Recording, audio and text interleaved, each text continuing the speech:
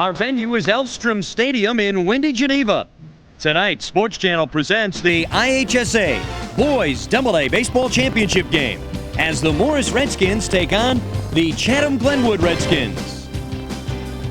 Good evening, everyone. I'm Jim Cosimo, along with the baseball coach with the Morton Potters, Mike McDonald, and this finals promises to be a good one. When the Elite Eight began, there was no clear-cut favorite to win this title, but all the great play has, Mike, drawn a lot of attention. Yes, there are a lot of fine, outstanding athletes in this tournament, and it's recognized by the number of Major League scouts here. There's been over 20 scouts in this tournament. Morris comes into this one. They began the tournament 35-4. This is a team who has been here before, losing in '93, and they are led by a couple of seniors, John Overton and Justin Olson. Yes, John Overton is their center fielder. He's their leading hitter. He's 4 for 7 in this tournament, has second in stolen bases on the team. Also, we see Justin Olson, a good defensive third baseman, considered one of the best in the state, and he has 34 RBIs. Chatham comes in with a team that was very good in the regular season. 33-5. They performed quite well in the Elite Eight. Their coach, Pat Mooney, in his 10th year, sees his first tournament game. He has two good ones, Todd McClure and Adam Springer. Yes, Todd McClure is a 4-year starter, and with him in the lineup, he's 130-21, their one-loss record. He's a spray hitter, a good defensive shortstop, can also pitch. Adam Springer is a power hitter with 54 RBIs on the season and has 22 extra base hits. So what we have is something unique. It's Redskins and Redskins. You've got Morris against Chatham. Straight ahead, we'll have some baseball for you. The lineups, the starting pitchers, and of course, the opening pitch as we get it all started. The IHSA AA Baseball Championship game on Sports Channel.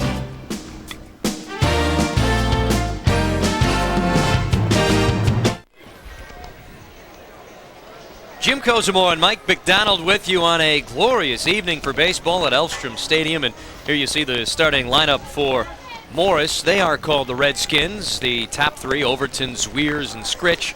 The middle three, Jorstad, Shannon, and Olson. Rodegaro, Riley, and Fox, the bottom three. They will face the pitcher for Chatham Glenwood, also known as the Redskins, Jay Crawford. And he has been a fine one in his 10 games this year. You see that fine record of 6-1 and the earned run average under 3. For the season, has gone over 48 innings. Here's the defense behind him. The outfield left to right, Marconi, Springer, and Ramsey. Infield third to first, Moreland, McClure, Stalitz, and Monk in the battery of Crawford, and the catcher, just a sophomore, Jason Worth. The umpiring crew today, and this is big league. 6 umpires working this state championship game for the AA boys. Behind the plate, John Hardy, Charles Graber over at first. The second base umpire is Kevin McMurray. At third base, Edward Formansky. Along the left field line, Rich Panovich, and on the right field line is Gregory Couch. And that is something very special because you have the 6 umpires covering the entire field, and they also have something special in the weather. 74 degrees is perfect. Very clear, a high baseball sky early with no clouds. That'll be a difficult backdrop, but the wind blowing hard at 25 miles an hour. Yes, the wind in the outfield there is going to be a factor, I think, in this ball game. The ball will carry well to right center, and the sun is going to come to be a factor for the right fielder. Morris gets it all started. Their leadoff man, John Overton. Morris with their third trip to the state tournament and their second visit to the final game of the first pitch, and this one is underway. A fastball is over for a called strike one. The left-hander, Jay Crawford, just a 5'10" sophomore. Ball hit back through the middle and kind of speared at by Todd McClure, the shortstop, but John Overton reaches on a infield hit that starts things off, and very well for Morris. He's been a good hitter so far in the tournament. He's 4 for 7. He just picked up his 5th hit in the tournament. He's a good leadoff hitter. He's got good speed. If you watch this ball is right down the heart of the plate, and the ball just gets out of the reach of Todd McClure at short. So an infield hit on the second pitch of the ball game for Morris, and they've got Overton at first. The next hitter is Joe Weirs, who is a senior And he is 19 years old. Kind of unusual to see that in high school baseball. Yes, there's a new rule that was passed this year that as long as you turn 19 during your senior, when your sports season started, you would be eligible to play that season. So if he would have turned 19 prior to that season starting, which was February 27th, at the first practice date, then he would not have been eligible. But now he probably turned, I don't know when his birthday was, but it was probably sometime in April, and he was eligible. Throw on over the first, and Overton is back in. 0-1 to the hitter, Joe Zweers. Nobody out. This one just underway from a great venue, Elfstrom Stadium in Geneva. A breaking pitch that's beat in the dirt around home plate. A ball and a strike to the right-handed hitting second baseman for the Morris Redskins, Joe Zweers. See a sophomore starting this game. Does that surprise you at all? Not really. You know, he's a good player. He came in relief today in the semifinal game, and in the tournament you're allowed 9 innings that you can pitch in one day.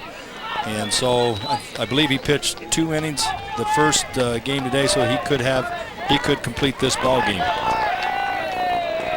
1 ball, 1 strike, and he squares as if to bunt, and then pulls back and a pitch up high.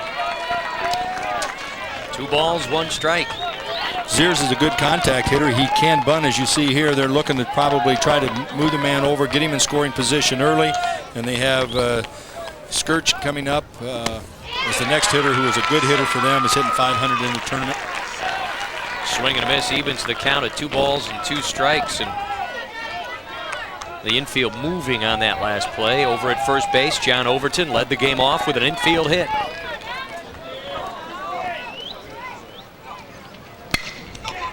Hard smash, just foul of third. Well, the count will remain at 2 balls and 2 strikes.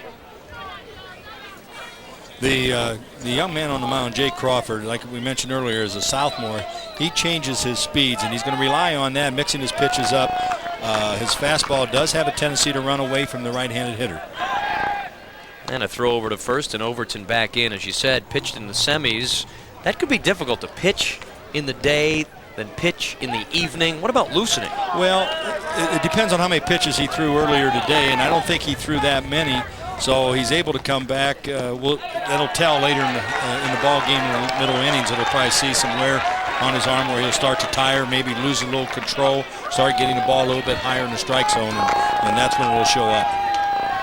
So Glenwood, the Redskins, their coach Pat Mooney, probably not expecting to see this pitcher go the distance, and a ball hit back into center field, and Adam Springer goes back, makes the play, and actually goes to first, trying to double off the runner John Overton, who gets back in standing.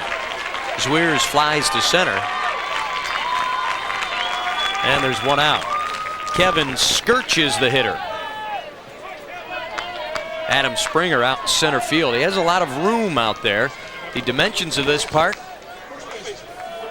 you've got to give it some real heat to get it out of here. 333. It's a big ballpark. Up the lines, yeah. They got some distance. In the power alleys, I think it's 375, I believe. And with 400 dead weight center field, there's a lot of room, a lot of ground to be covered in the outfield. Kevin Skirch takes the breaking pitch over but low. 1 ball and no strikes. The right-handed hitting first baseman, a junior, who led the club with 16 doubles this year. Jay Crawford, the sophomore left-hander, up on the mound, taking his time here. Runner goes, the ball slapped into right field, and it bounces in front of the right fielder, Keith Ramsey. Going first to third is Overton, and with 1 out, the Morris Redskins have runners at the corners. This was a good pitch to hit. The ball was a little bit up and out, and looked like it may have been a hit and run. And Skirch took the ball to right field and for a nice base hit.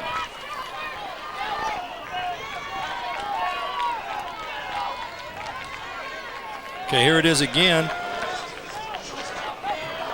Ball was up a little bit. He hit a nice line drive, 1 hop to the right fielder, who made a nice play and got the ball back in. Runners at first and third. Keith Ramsey out and right had to do some work to keep that ball in front of him. Not only was he fighting the ball, He's fighting a very difficult sun at this time of day. Right, the shadows are right there, and if the ball would have got up a little higher there, I think it would have been even more difficult to try to handle. Phil Jorstad, the hitter, the cleanup man with runners at the corners, and grounds one hard to first that bounces into right field. One run is in. And the runner on first, Kevin Skirch, goes corner to corner. And Morris in the first has the 1-0 lead.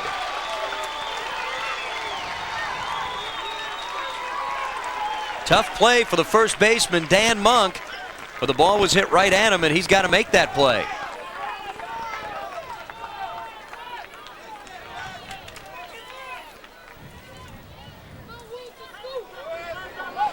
They give the air on a first baseman on this play. The ball was hit hard right to his right side, and it got through and drove in the runner and put runners again at the corners, first and third. So Jorstad at first and Skirch at third, and Morris already with a 1-0 lead in the top of the first inning. Just one man gone. Still runners at the corners, and Crawford comes home up and away for ball one. Catcher, who is also a sophomore, Jason Worth, went over to have a word with the pitcher, Crawford. Wes Shannon, the hitter, the 1-ball pitch swung on, and he chased the ball out of the strike zone. There was a little situation here where he tried to send the runner down to second, and they held the runner tried to draw the throw so he could score the runner from third, but no throw was made, so the runner went ahead and stole second. Wes Shannon, the hitter, who is a senior, came into this tournament hitting over 400, but is just 1 for 5 in the Elite Eight. And he swings at a breaking pitch and goes right through it. 1 ball, 2 strikes.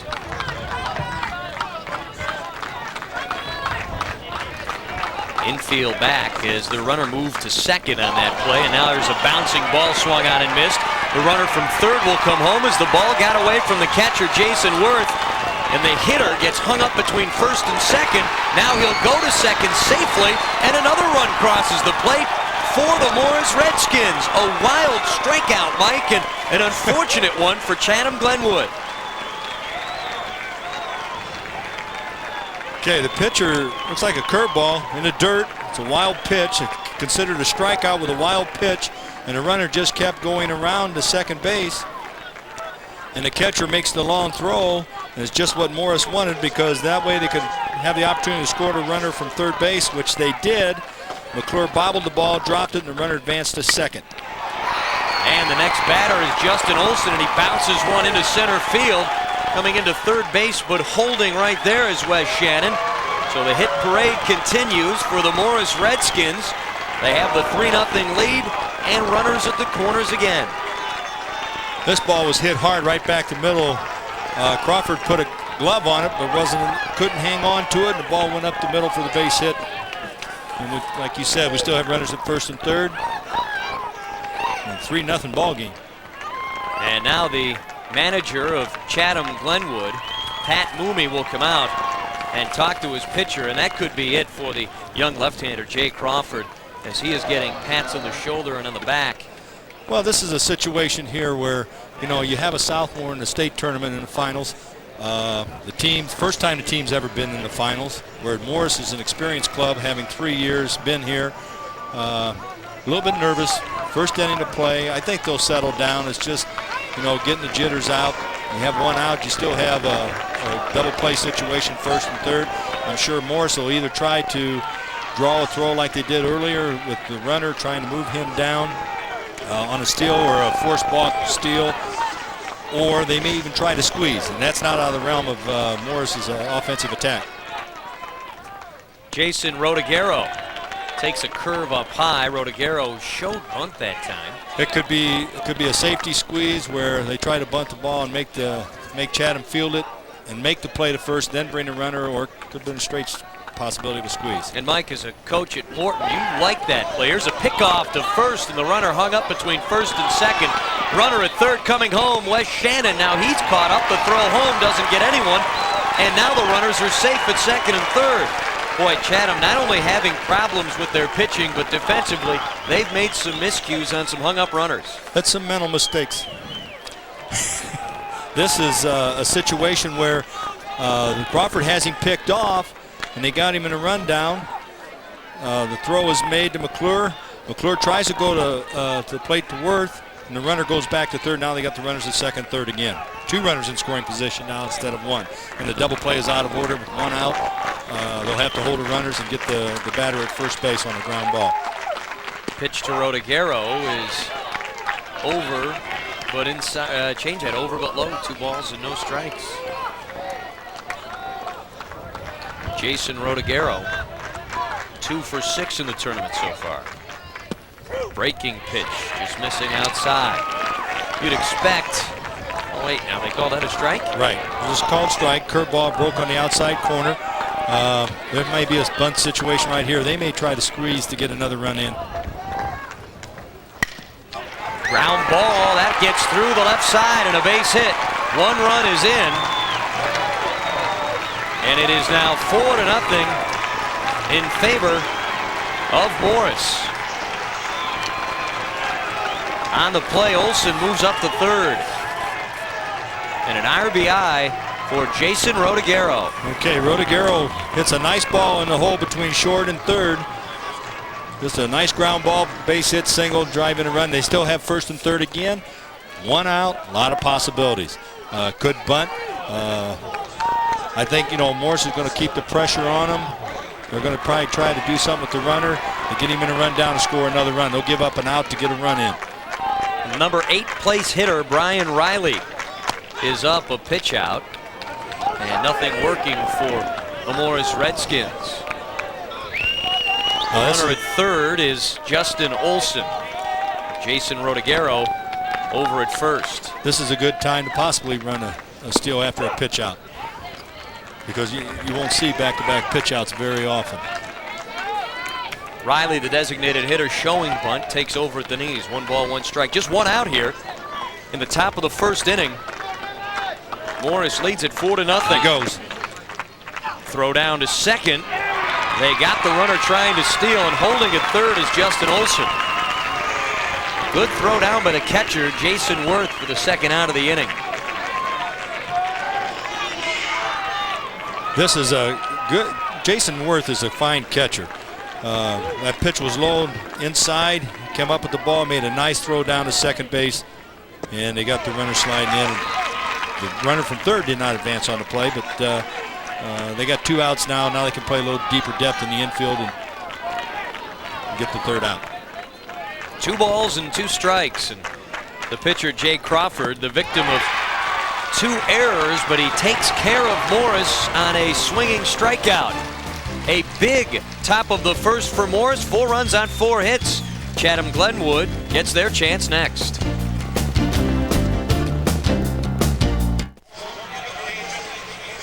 Chatham Glenwood digs themselves a 4-run hole. They'll bat in the bottom of the first inning with a lineup that looks like this. McClure, Stalitz, and Worth, the top 3. Middle 3, Springer, Whalen, and Moreland. The bottom 3, Ramsey, Monk, and Marconi.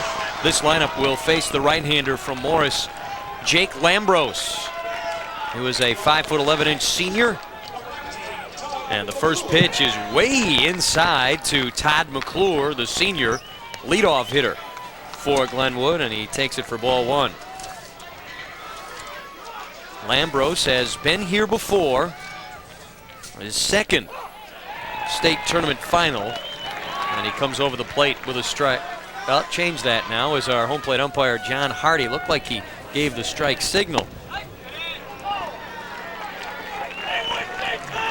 Now they'll change it. It is 2 balls and 1 strike. They have 3-0 up on the scoreboard here inside Elfstrom Stadium. 2-1, and the pitch swung on and fouled back. And already we can see that Jake Lambros likes to work quickly. He does, and that's a rhythm some pitchers get into. They like to work quick, and he's got a good fastball, a good curveball, and as long as he feels comfortable working at that speed, he'll continue to work with that rhythm. 2-2 to McClure, ground ball. It is foul, just outside of the bag, and that was close. Real close. The defense behind Jake Lambros Outfield, left to right, Rodegaro, Overton, and Fox. Third to first on the infield. Olson, Jorstad, Zwiers, and Skirch. The battery, Lambros with the catcher, Shannon. Wes Shannon, the senior, calling the signals there.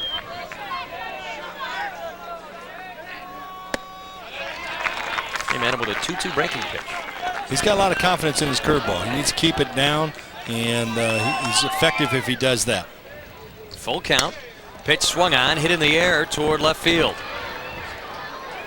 Angling the center fielder. He can't get to it. John Overton. It sails over his head. He misplayed it, and a leadoff double for Todd McClure, his 17th two-bagger of the season, and a good start for Chatham Glenwood. Okay. McClure gets a belt high fastball. He drives that ball deep. He got it up in the air, and the wind helped carry that ball to left center. McClure is a fine athlete, as we mentioned in the pregame, that he's a kind of their go-to guy. He's a very consistent ball player. When he's in the lineup, they're very successful with the victories, and he's going to be going to U of I. First pitch to the second hitter, Brian Stalets. And he takes it for ball one. That wind, we told you, was blowing at 25 miles per hour to start the game, and it affected that fly ball to left that actually landed closer to center near the warning track. 2-0 to Stalets. He is a switch hitter, batting left-handed against the right-hander Jake Lambros. 4-0. Morris has the lead. Bottom of the first inning. 2-1. That pitch just catching the outside corner. Stalets doesn't have a lot of power, but he's... Line drive speared by the shortstop, Phil Jorstad. And a nice base running maneuver that time by Todd McClure to make sure to see if that ball is going to get through or not. Well, you know, this is tough. This is tough to react to. A line drive like that. It's hit behind you. You don't know where that shortstop is, but the shortstop made a fine play, and McClure, being a heads-up ball player, gets back in time. So one out, and the sophomore catcher Jason Worth steps in. Worth is a fine catcher. He's got a nice family background. His dad was a major league ball player, Dennis Worth, and he has an uncle who was Ducky Schofield. Dick Schofield Jr., who played with the California Angels for many years. His father, Dick Schofield Sr., who was a major leaguer for 20 years. So there is a lot of baseball in the blood there. Yes, sir. And some very good baseball as well. In fact, a lot of these kids, I'm sure, know Dickie Schofield, who played for many years with the California Angels, a very good young shortstop, but a first-round selection as well in the amateur draft. Well, Jason is a fine catcher, and he's only a sophomore, and he's got a lot of maturing to do yet. You know, he'll fill out, but he does an excellent job behind the plate, calling games, and you know, as a defensive catcher, he blocks the ball well. So he's got some potential down the road. 2 balls and a strike. Very tall and thin, but just a sophomore. Certainly will fill out as the years go by. Another breaking pitch. 3 balls and 1 strike.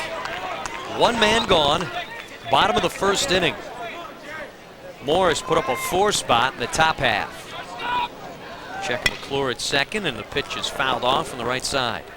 That reaches the stands and actually goes over the stands.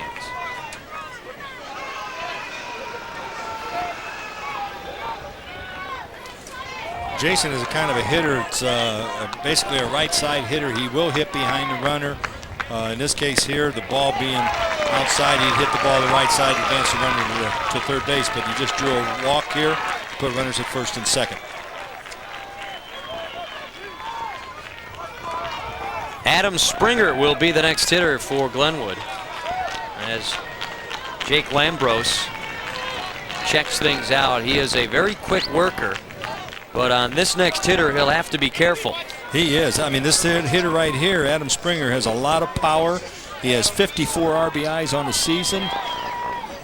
He is also has 11 doubles, 5 triples, and 6 home runs. So he shows power with the bat. You get 2 people on. It's a 4-0 ball game, and it's not out of reach. The fence is not out of reach for him.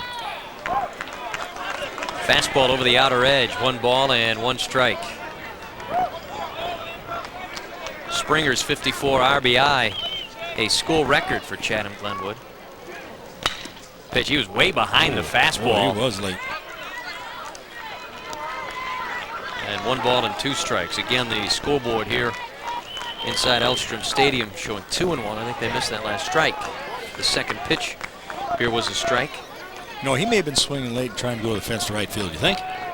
We'll give him the benefit of the doubt.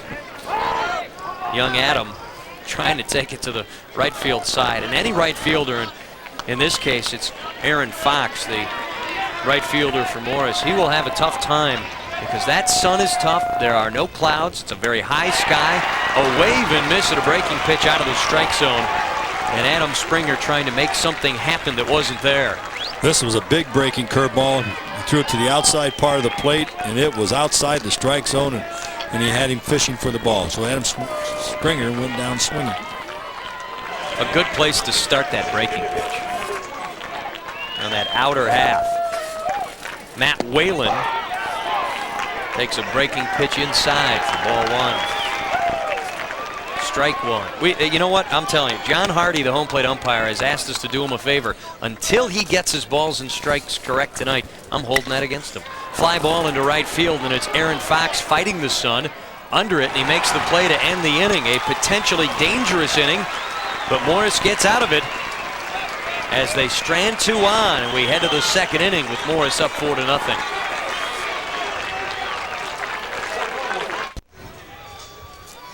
Top of the second, Morris has the 4-0 lead, and this has been a great state tournament with many tough games, and let's see the road to the finals. The Morris Redskins had an especially tough one against Joliet Catholic. Yes, that was a heck of a ball game there that Morris played. It was a 0-0 ball game going into the 7th inning.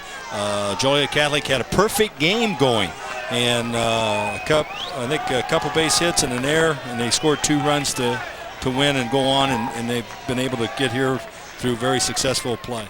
And the number 9 hitter Aaron Fox leads things off here to start the second inning for the Morris Redskins. Takes it inside 1-0. And you know, Chadam, they did the same thing. They had some tough games on their road to get here, but one of the big games that they had when they won the sectional at Springfield, they played Mattoon and won 10-0 on a no-hitter by Todd McClure.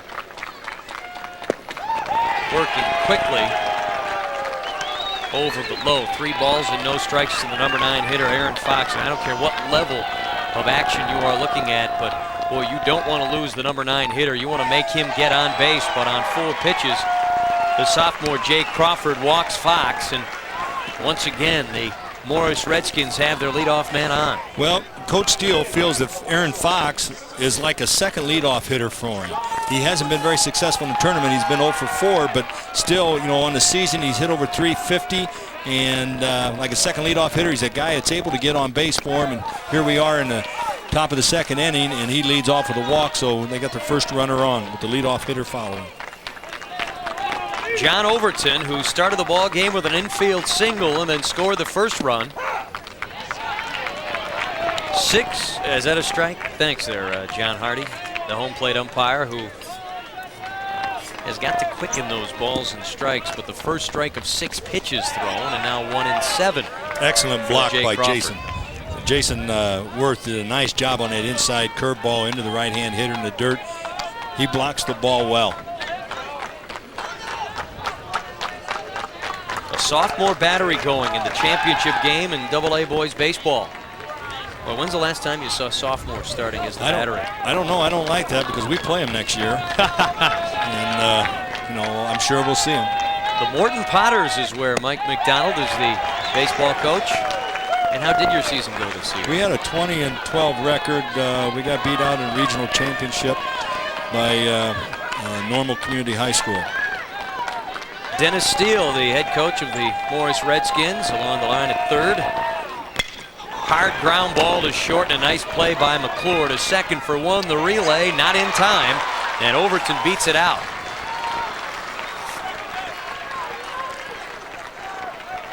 This was a hard hit ground ball to shortstop, but the problem here, he underhands the ball, took a long time to get there, therefore they could not turn the double play.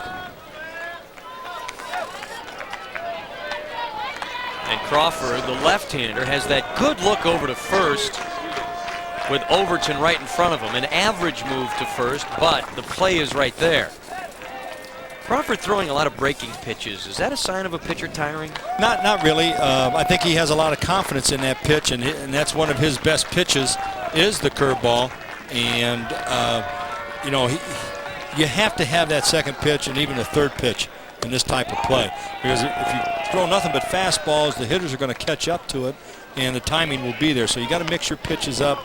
Left-handers, you don't see that many, so it's a little difficult on that side of the plate. You know, when you're a right-handed hitter, you don't see a lot of left-handers or left-handed hitters, so that's a kind of unique in itself. Pitch up high, Overton going. He is in safely with a stolen base. And that was a great pitch to steal on, a big, slow breaking ball. And that's one of the disadvantages about a slow breaking curveball. When they throw the curveball, and the curveball was up, the runner got an excellent jump on the ball and was in easy. So Morris leading 4-0, and a runner in scoring position with one out here in the second. Ball 4 to Joe Zweers. That's the second base on balls this inning given up by Crawford, and his second of the game. Walks will hurt you. Walks are going to haunt you in a ball game. You know, the more that's his 8th stolen base in the tournament for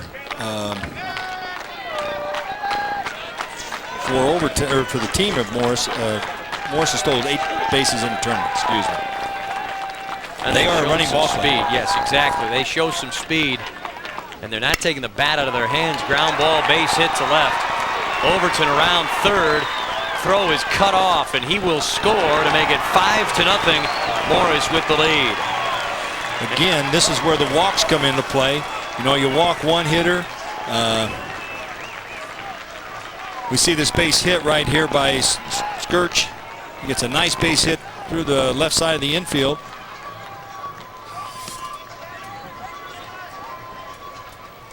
Rodigerio comes up and makes a nice throw, but it's cut off by the third baseman. It might have been a closer play at the plate than what they had thought, but they made the cut. The decision that was made on the dime. Cleanup man Phil Jorstad, the hitter, and the only left-handed hitter in the lineup for the Morris Redskins, and he takes for ball 1. As the statistics showed a little earlier, they have 8 stolen bases. They have over, I think, 100 bases stolen this season as a team, so they're not going to sit back and play tentative on the bases. They're an aggressive ball club. They like to run. They may even try a double steal here. Half swing by Jorstad, but a full strike. 1 ball, 1 strike, 1 out here. Top of the second inning. Runners at first and second. Jorstad reached on an error by the first baseman, Dan Monk, back in the first. 5-0. The Morris Redskins lead the Chatham Glenwood Redskins for the AA state title. Breaking ball that doesn't goes over the back of Jorstad. This could be a situation here where now we're seeing Crawford starting to tire a little bit. Breaking ball just missing. I said Crawford, didn't I? That's right. Yes, Jay Crawford, the left-hander, who is just a sophomore and pitched earlier today, which makes it doubly tough, and you wonder who it is that the Glenwood coach, Pat Mooney, would go to. Big swing and a miss. And talking to Pat after the ball game, I asked him what kind of rotation he would have. We'll take a look at this pitch right here. This is a nice breaking curveball. Low and outside. When he's on, he's very effective with that. There's one off the handle. And a tough play for the second baseman, Brian Stalitz. But he's out there to make it. Going back, talking about the pitching, if he feels that Jay Crawford is tiring out there, he's going to probably come back with Adam Springer, a right-handed pitcher who also has a good fastball and throws a good curve. He comes from a little more of a 3/4 delivery rather than what Crawford does, who's more over the top. 2 men down for Morris here in the top of the second. Wes Shannon, the hitter. Shannon struck out his first time but reached on a wild pitch. Now with a chance to add to the lead. Crawford has thrown so many pitches, and we're only in the second inning.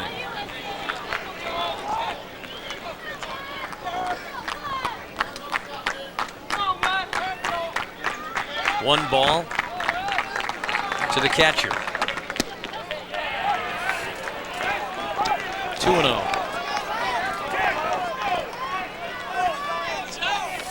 Crawford on the season is hitting around 400. He's 1 for 5 in the tournament. Of course, like you said, he struck out the first time tonight, so he's 1 for 6 in the tournament.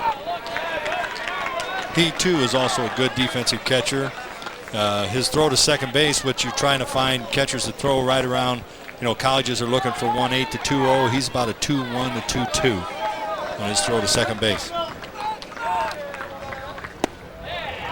Inside and ball 4. That's the third walk of the inning given up by Crawford, and it loads the bases for Justin Olson. I think we're seeing a situation here where Crawford is getting a little bit tired.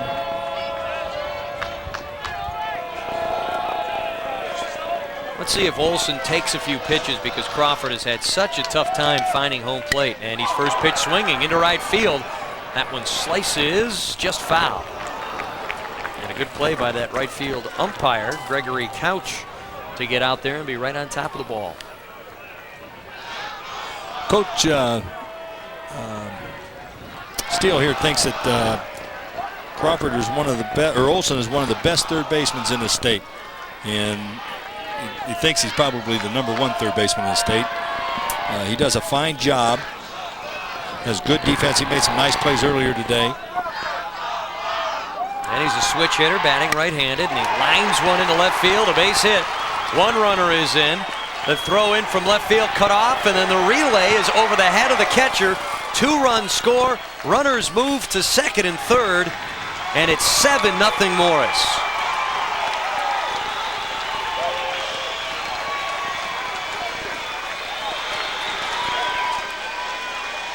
Okay, Justin Olson pulls this ball again right through the hole. The ball was up a little bit. He drives a single to left field, scoring 2 runners. And on this play here, the pitcher does not get in position to back up the play, and the ball is thrown over the catcher's head on the relay, allowing the runners to advance to second and third. So they have 2 runners in scoring position once again.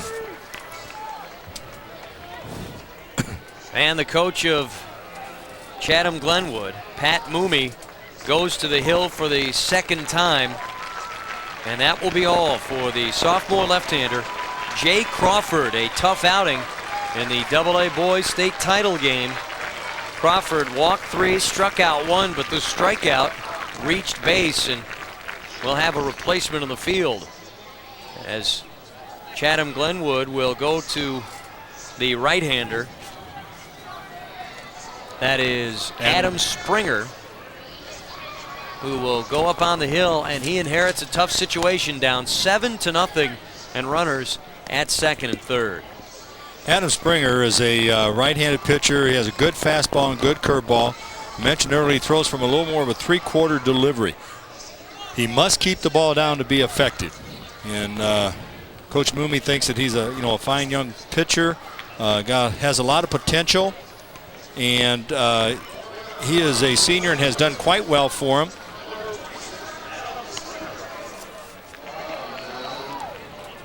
Well, Springer was in center field. He comes in from there. Paul Marconi moves from left field to center field as the Glenwood Redskins try to make some changes.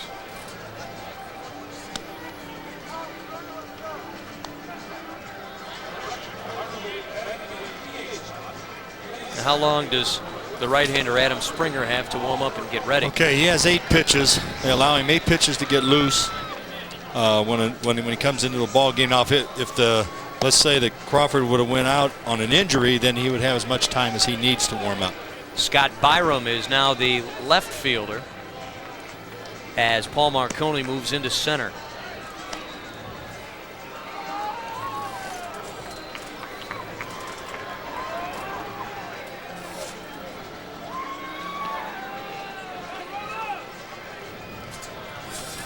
Runners at second and third for the Morris Redskins, leading this one 7-0.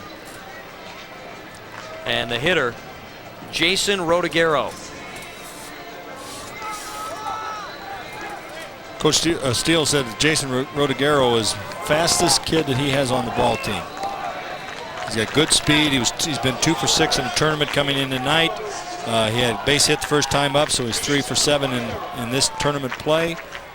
And he, on the road to get here in the Downers Grove game, he had a big game for him. I think he was 2 for 3 and drove in the winning run in that ball game.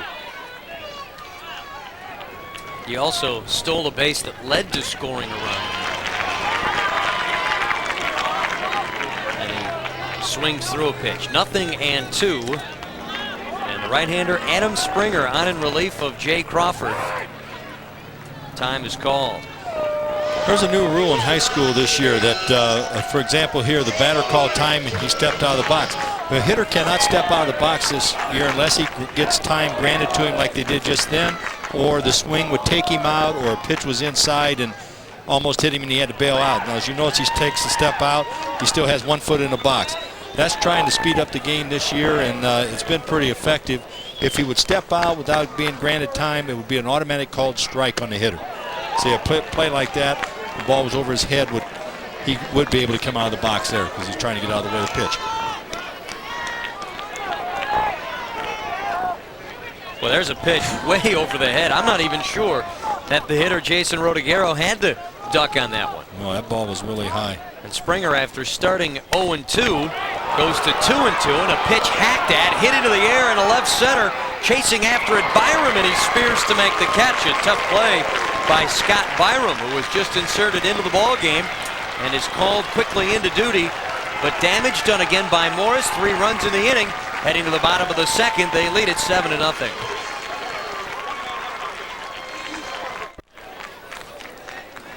Jim Kozimor, Mike McDonald with you at Elfstrom Stadium in Geneva. The boys AA state title game. One of the teams, Chatham Glenwood.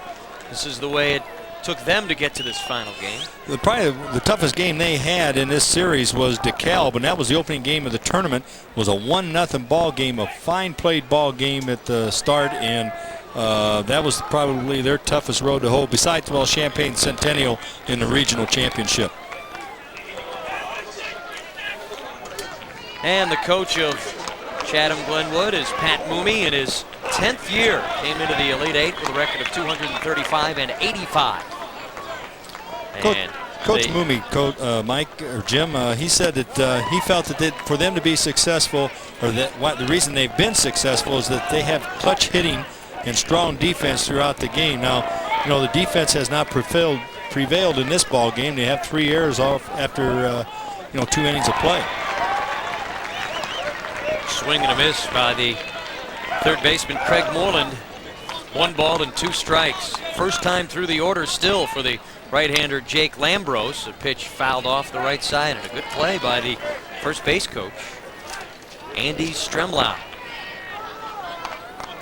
the assistant coach here with Chatham Glenwood. Chatham Glenwood, an interesting season back in May, a 3-day stretch in which they lost games by a final of 2-0 and then 18-15. And a foul pop that reaches the seats, but in 3 days to get shut out and then score 15 runs and lose again, that's got to hurt. It does. You know, those kind of days are frustrating because, you know, you play a good ball game early, and then you come back and you come out and you're hitting the ball well, but the other team is too, but you know that you can still hit. You know, it's kind of a hot and cold situation for you. Chatham finding themselves down 7-0 bottom of the second inning. But here in the final game, they at least can say they are in the final. Last year they lost to Morton yes, in the sectionals, 12-1. Put a thumping on them. Well, we played well that ball game, and McClure pitched, and we hit him well. 2-2 pitch grounded into left field for a base hit. And the leadoff man on one more time. And that's Moreland's first hit in the tournament. The coach told us that he's an aggressive hitter, and as you can see, he gets up here and he takes a good cut at the ball, good extension of the arms and wrist, and drove the ball between short and third. all 4 leadoff hitters in this game. The first, top and bottom, second, top and bottom, have reached base. That does not make pitching coaches happy at all. You don't like to get that first runner on. And it's even worse if you get on by a walk, but you know, he hit the ball and got a nice base hit there for Chadam. Keith Ramsey, the hitter, his first time up today. Coach says he's a good opposite field hitter, so we might be seeing him swinging the ball or the bat late. As you can see, the left fielder in their defensive play, the left fielder is playing more towards the left field line. There's a big gap in left center. You can see in this picture here. The 2-0 pitch is up high. The center fielder's, you know, playing straight away, so you got the big gap, and that's the tendency that they have on a hitting chart. They probably have seen him play, you know, both games and charted him to see what he could do. 4 straight pitches, and it's ball 4. Keith Ramsey reaches, moving Moreland into scoring position at second. So now Chatham Glenwood.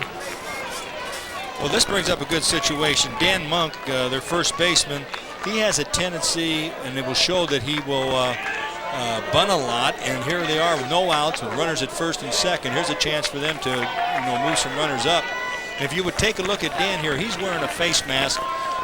Back during the basketball season, at the end of the basketball season, he broke his nose, and he had to wear that mask. And he also wore protection out on the defense when he was playing out in the field, and he just has carried that helmet over, you know, throughout his season this year in batting.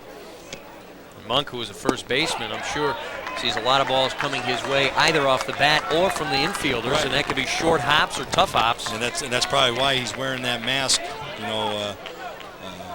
When he played out there in the field defensively, he's not wearing it tonight. I think the nose is healed by now, but you know, when you get used to something, that's the way he's been batting all year, and it's just maybe a psychological thing that he feels that he needs to wear. We saw him in the top of the first misplay a ball. Here he bunts one in front of the hill. Nice play by the pitcher, Jake Lambros, to get off and get the hitter at first, but the runners move to second and third respectively. That's a nice sacrifice bunt. He puts the ball down out in front of the plate, far enough out where we got, you know, the pitcher has to field the ball. That was a tough ball to bunt because it was inside. 1 man gone, 2 runners in scoring position. Moreland at third, Ramsey at second, and it's the number 9 place hitter, Paul Marconi. Paul's looking for his first hit in this tournament. He comes in there, he's a very versatile player, he's a good hitter, he has some pop in his bat, so we might see him drive the ball, you know, out in the outfield and score a run either on a fly ball or a base hit. And he takes low. 2 balls, no strikes. At 5'4", Paul Marconi has a strike zone about as big as the Grinch's heart, and that's before tough. He got down into Hoover. You know, that's a tough guy to throw to, a person being 5'4". You know, he's not real big. And that, like you say, you know, that strike zone is very, very small on this hitter. Time is called by Marconi, so he can step out. Again, the rule in high school baseball, can't step out of the batter's box unless you call time, and it has to be a good reason. Right, it has to be granted by the umpire before you step out there. Ground ball, it is just foul, and by inches. And boy, that big high hopper would have been trouble. That's a tough call right there. That ball is right next to the line, and it should. Let's see if we can see this on the replay. See, that ball is almost in reach of the left fielder. It's right next to the line, so possibly it could have hooked over the bag. As long as it hits fair before the bag, which it did. It hit somewhere up about midway up in the infield, took a high hop, and then it curved foul just next to the line. Now, did the ball, what the coach is asking, did the ball cross over the bag in fair territory? If it went over the bag in fair territory, then it would be a fair ball. Third base umpire Edward Formansky making the decision, and he got an earful from Pat Mooney, the third base coach and head coach of Chatham Glenwood. Mooney may have had a good argument right there. Boy, that changes the game if it stays fair. It sure does. That's an extra base hit. And a couple of runs, and finally Chatham Glenwood would have scratched the scoreboard, but for now, with one out here in the bottom of the second, they are down 7-0. They've not scratched Jake Lambros. Here's a pitch swung on and foul back. That's out of play. Count remains 2 balls and 2 strikes. Well, what would have been nice on that too, you know, you got your 9th place hitter up, drives in 2 runs. He's at second base, and you got McClure coming up as a leadoff hitter who's had a fine tournament to this point. Marconi drives one into center field. The wind blows it back toward right. Overton chasing. He can't make the play. The ball hits the ground. 1 run is in. 2 runs are in. And pulling into third base is Paul Marconi. And the wind caused havoc that time for the center fielder, John Overton. And finally, Chatham Glenwood gets on the scoreboard. They trim the lead to 7-2. He's a happy camper right here. He drives this ball deep to right field, and the wind is blowing out towards right center. Great effort on trying to make the catch, but it pops out of his glove when he hits the ground. And the rule is, you know, when you make the catch, you have to control the ball. So once he hit the ground, even though he hit the ground and was in his glove, he has to come up and show the ball. And he, you know, and the ball popped out, so he is safe. He gets a big triple in this inning. It is big, but boy, John Overton gave it his all. He was right on top of that ball and was flat out to the ground when he made the catch. That was a great effort. Just couldn't hold on. In pro football, the ground does not cause a fumble. In high school baseball, it does. Well, you know, that's a different sport too, but you know, he has to secure the catch, and that's tough to do. And now the top of the order, Todd McClure, with a runner at third, 1 out. 7-2. The Morris Redskin lead has been trimmed just a shade. They gave the center fielder, John Overton, an error instead of a 3-base hit for Marconi. Score that E8. Hard ground ball to second base. It'll get the run in. As crossing the plate is Paul Marconi from third. So he reached on the 3-base error, but scores on the ground ball to second base. I don't know about that really. I mean, that's a tough ball to hang on to, going that deep and to fully extend yourself out to make a catch. I think he got cheated on that ball, quite personally. I'll have to agree with you. I'll have to agree with you there. Working quickly, Jake Lambros throws to the number 2 hitter in the order, Brian Stelets. And Stelets takes for a ball. He is a switch hitter. Here we go. We got to look at the catch here. He's all out on the dive, and you know, you got to try to hold that ball when you hit the ground. He hit the ball or the ground pretty hard here, and the ball just pops out. I can't see an error being given there. Hurts 2 kids right there. The hitter Paul Marconi, but also the outfielder John Overton. Well, the only person that doesn't hit is the pitcher, because now these are unearned runs. 2 balls and 2 strikes to the switch hitter. Stelets waves and fouls it out of play. Count remains with 2 outs here, bottom of the second inning. Lovely play. This is something new this year too. Wilson has donated the balls. The game ball is a Wilson baseball, and they in the state tournament have given so that the fans can keep any foul ball. Normally you'd have to give them back, but it's a nice gesture on Wilson's part to allow the fans to have a souvenir. That's the 3rd walk of the game given up by Jake Lambros, and the 2nd this inning. Walks will come back to haunt you. One of those first 2 walks did come across to score. Earlier this inning, Keith Ramsey. Jason Worth now the hitter.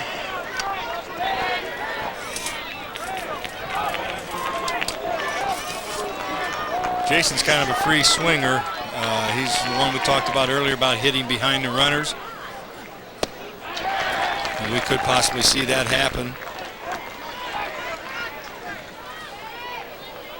Down 7-3. Do you want any movement on the base pass? No, you're not going to do that. You're going to be playing pretty conservative right at the moment. There's the ball hit behind the runner. Now, if they would have tried to hit and run, the second baseman would have probably been breaking to cover the bag, and that would have been a base hit. Zweers to Skirch, the inning over, 3 runs across, and Chatham Glenwood has trimmed the lead as we head to the 3rd.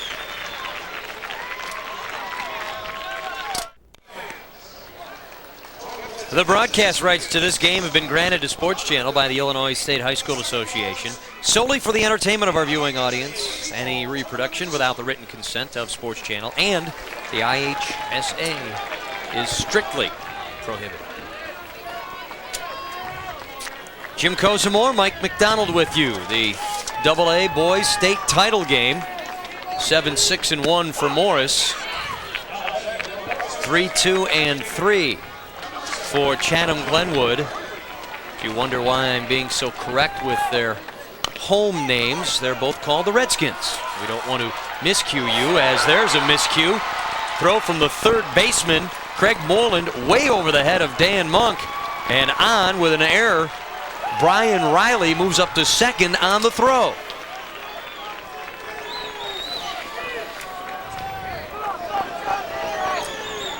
There's a nice swing. Drives the ball hard to 3rd base. And the ball, where are we at? The ball gets away from him. Big high throw down the right field line. And it gets a big kick off of the wall to come back to only hold him to 2nd base on the overthrow.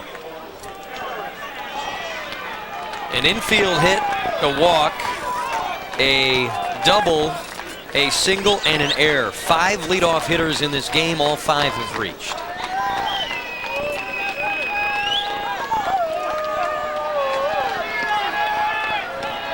The batter, Aaron Fox, with a runner at 2nd.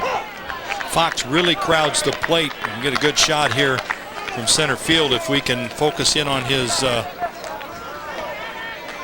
stance. He's right on top of the plate.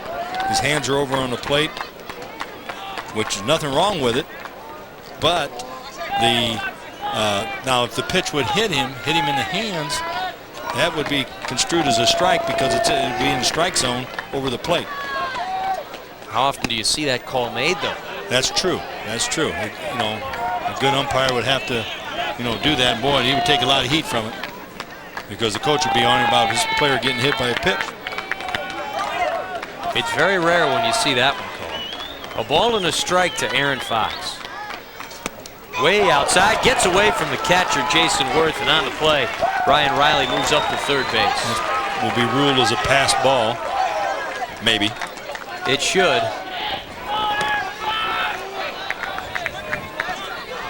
Jason usually is pretty, solid back there. That ball just got, off of it. He did not foul the ball to the glove. If you see it again, if we can show it again, you will see him still looking out towards the pitcher on that pitch. Ooh. Ball hits solid into center field. Over to make the play is Paul Marconi. Tagging at 3rd, Riley, and he is in safely with the 8th run of the night for the Morris Redskins.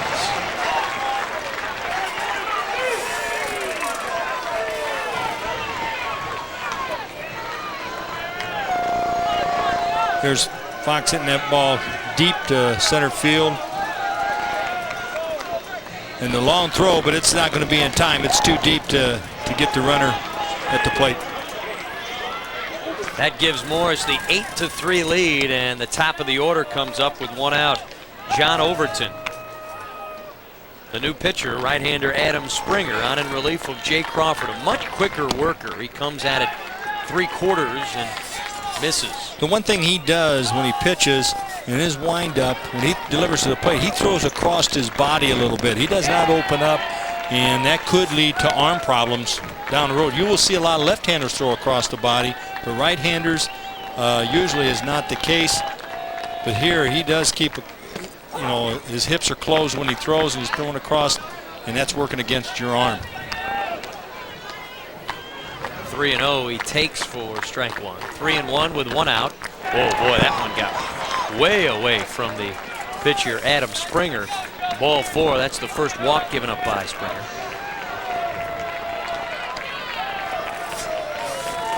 This ball is real wide. Again, his stance is closed, and he just does not have the grip on that ball. That ball was almost outside the left-handed batter's box.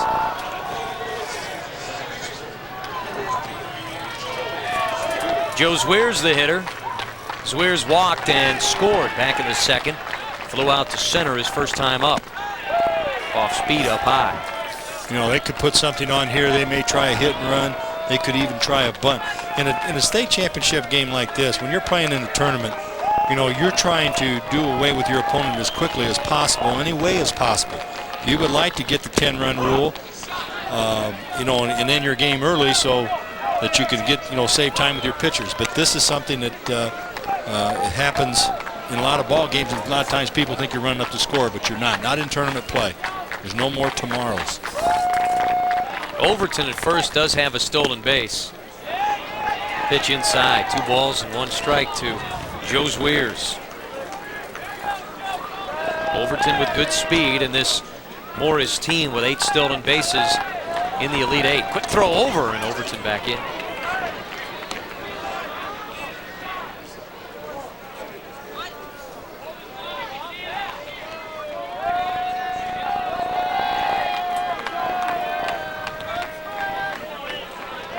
Springer worrying himself too much with the runner on base. He should just zone in on his catcher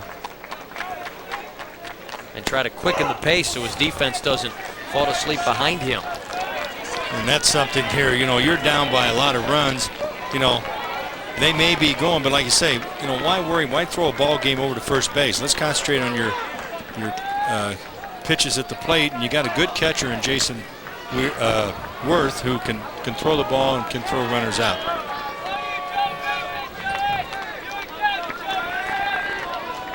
Four in the first for Morris, 3 in the second, and 1 here in the third. They are up 8-3, and the ball is foul back.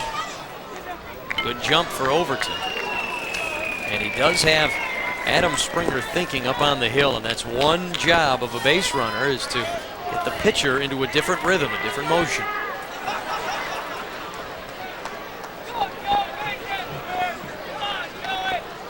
Chadam making their first trip to the Elite 8, the state tournament.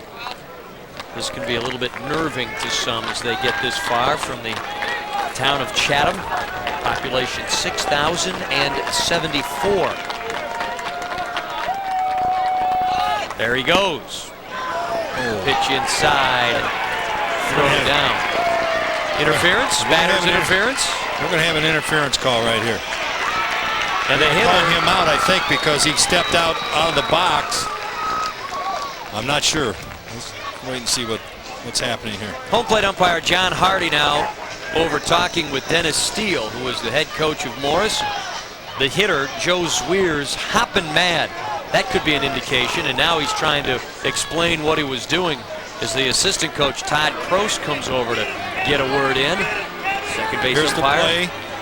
Ball's inside, but now, you know, that pitch didn't take him out over the plate. He backed up, he was on balance, and then he just took a step forward to kind of distract from the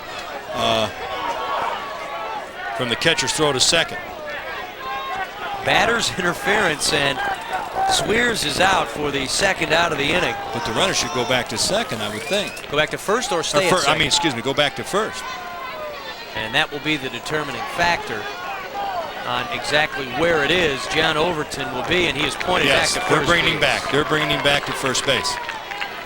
Because it's batter interference. Here it is. If you watch, you'll see it again here on replay. He scoots back, but he's on bounce. He's not off bounce right here. Now he'll take a step out. Now he's seeing the catcher starting to come out. He's going to take a step forward to kind of distract from the throw. That was a good call. Kevin Skirch steps in with 2 men down and a runner on first. Good night for Kevin. Couple of hits, couple of runs scored. Springer comes home, and the first pitch is over for a strike. He has 19 extra base hits on the season. He has 12 doubles and 3 triples and a home run.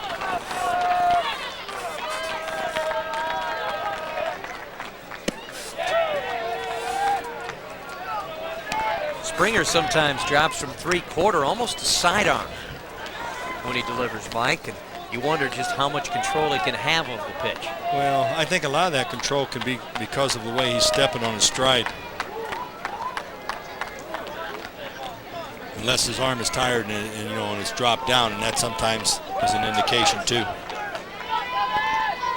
Normally he's about a 3/4 arm pitcher. The ball's up more. Overton going, and on the pitch out. Safe! Just in under the tag. And Overton has his second stolen base of the night. Let's watch this again on the replay. Great throw by the pitch out call. There's the throw to second base. The ball's there in time. Ooh, that was a good call. It was a good call. Came right in under the tag, and at no time did Todd McClure, the senior shortstop, get the glove down and make contact. So now a runner in scoring position for Morris again. And Dennis Steele, the third base coach and head coach. You know, on a play like that, Skirch, he tried to swing just to distract the catcher. I mean, he wasn't trying to hit the ball. He just wanted to give some kind of distraction for the catcher. And apparently it was pretty effective. And he finds himself at a ball and 2 strikes. But I tell you, on a play like that down second base, and the second baseman or shortstop makes a tag, the ball's there at bang, bang play, it's usually he's going to be rung up. The phantom tag is what they call it. Ball beat you, you're gone. Nice play by the catcher, Jason Worth, to get out and backhand that ball. If that gets away, Overton starts to dance to third and maybe more. And he's had a workout tonight, has Jason Worth. There's Overton, who has reached base 3 times, scored twice, and he finds himself at second. Pickoff attempt. Overton back in.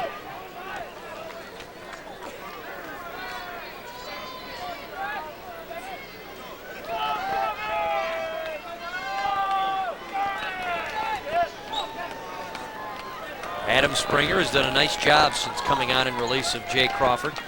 Crawford giving up 7 runs. Another pickoff attempt, and this one gets away from the shortstop, Todd McClure. And McClure chases it down.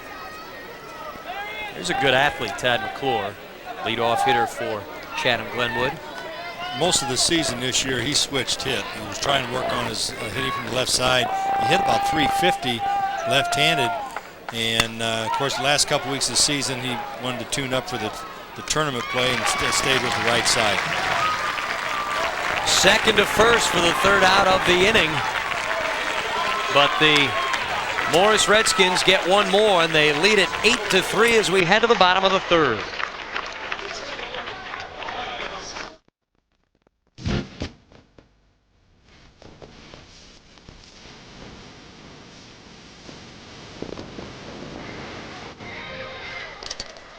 Jim Kozimor, Mike McDonald with you.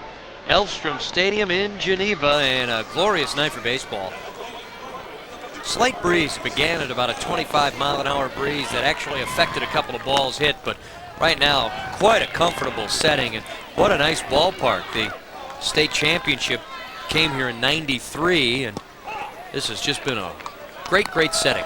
Yes, it moved from Springfield, Illinois up here because most of your AA schools are up north, and they wanted to get it up more towards a AA population, more local setting here. Kane County, beautiful ballpark, home with the Kane County Cougars and minor league ball club, and they've got a nice facility, great infield, great everything about it is nice. I mean, it's just a great atmosphere to come watch baseball in a family setting. Adam Springer, the leadoff hitter. He'll be followed by Whalen and Moreland. Springer now pitching, began the game in center field for Chatham Glenwood. The 3-2 pitch, beat on the ground in front of home plate and foul. Have yet to see a 1-2-3 inning in this game. Right.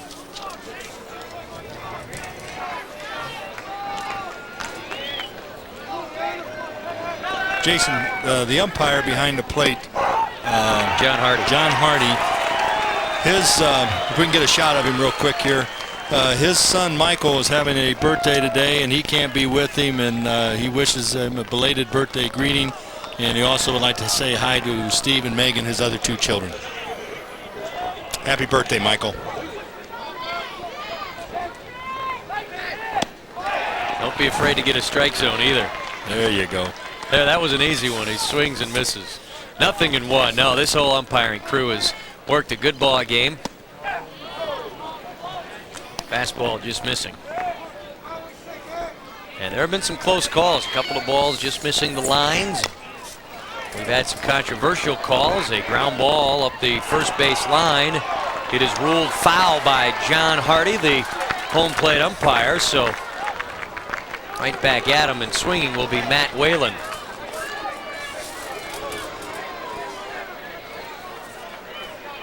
Little chopper down the right field line, right on the line, and it looks like it may be outside the line, just barely outside. That's a tough call.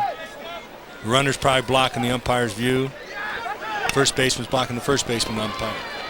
First base umpire's view. That's off the fists, and Zweer's on to Skirch for the second out of the inning. And 2 up, 2 down. This has been the quickest inning so far in this ball game, the bottom of the 3rd, and Morris has the lead 8-3. Craig Moreland. A nice base hit the first time up. Moreland, one of 2 juniors in this starting lineup. There's also a sophomore, the rest seniors. Breaking ball down low. Moreland not only singled to left in the first, he also scored a run. Ground ball foul at home. So quickly, the pitcher Jake Lambros starting to work into that groove one more time. He was slowed a bit in the second when he gave up 3 runs. Big hook that hits the dirt. Fashion statement by Lambros, wears the pants up high around the knees. It shows a lot of the maroon colored stocking. That's kind of a fad that's going on right now, is the solid stirrup rather than the cutouts. You look at various ball players, everybody likes to dress their way. I personally don't like that. I think everyone should look together as a team and not to stress individualism. It's called the uniformity of uniform rule. And you do want to walk out as a team. Same color shoes, same color stirrup socks, if they are in fact stirrups, or same distance shown. That you see Lambros with the big maroon kick and a hard ground ball to third. A nice play by Justin Olson, throws across, and we have our first 1-2-3 inning of the evening. We head to the 4th, and Morris has the 8-3 lead.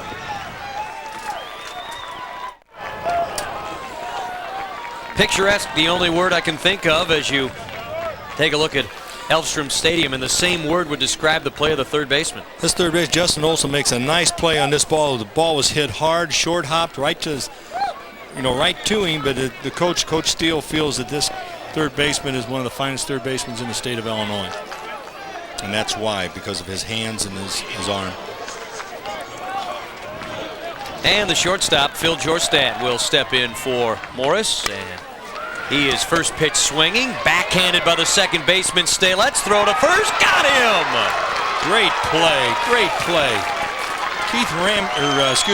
Ryan Stalets, you'll see him go deep to his right, deep in the hole, up the middle. He makes a nice backhanded play and throws on the run. Short hop, and you'll just nicks. And here's another play from center field view.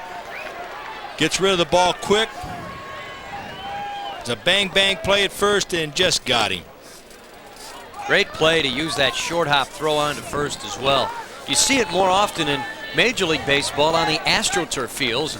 Nicely done by Brian Stalets. And let's not forget the play of Dan Monk, the first baseman, who had to time that as well. You never know how that ball is going to come off the dirt.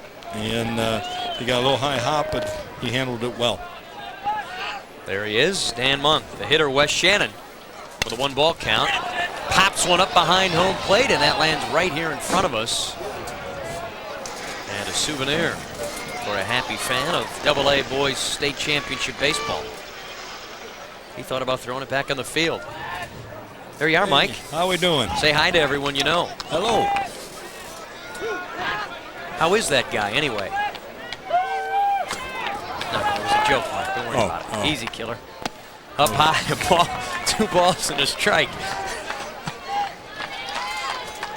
No comment. No comment.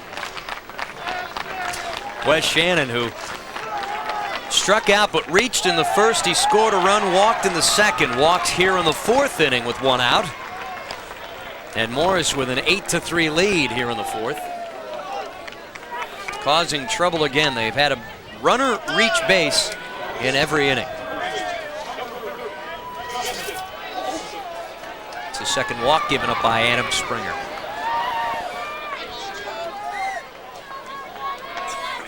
Justin Olson having a very good game. And now here's Springer one more time. Springer's going at the throwing over to first. Well, you know, again, you're trying to hold the runners. He doesn't want to extend the lead. See, here was a situation right there where everybody just kind of fell asleep, relaxed, and it was sort of a delay, what they call a delay steal. He didn't go right away. The first baseman didn't say anything because the runner didn't break. We'll see it right here. Well, I don't know if we're going to see the runner at first base, but you'll see the play exactly. Well, the catcher, it was Wes Shannon who was at first, and he stole. And that is just ridiculous to let the catcher steal a base. But here, the situation here is you're not going to think a catcher's going to run. You're 8 runs, 5 runs up, 8-3, and you get a situation, you got maybe a slower runner and not a real fast runner, so you say, well, we can relax a little bit, and that's just what happened. The first baseman didn't say anything. The catcher just caught the ball, didn't hear the command, there he goes, because you got a left-handed hitter up and his view is blocked, and so they got a stolen base, a man in scoring position, a possibility to get another run. Got to be heads up, and there he is at second base, the catcher, Wes Shannon, with a delay steal. 2 balls and a strike to the hitter, Justin Olson. 1 man gone here in the 4th. Pitch up and away. I'll debate you on this forever, though, Mike. I don't think you can allow for a guy to steal a base when you're down 5 runs. I think that's when you really have to keep your mind in the game. Well, I agree with you. I mean, you can't fall asleep out there, and that's just what I think they did. I mean, they just relaxed, and you can't afford to do that in any ball game. Ooh. Justin Olson goes down. He got plunked right in the wallet. He moves on to first, so runners at first and second. He gets there the hard way. Here's the pitch. It gets inside right here. It's thrown on his backside and catches him right in the hip. And see it once again. Ouch. It does not feel good.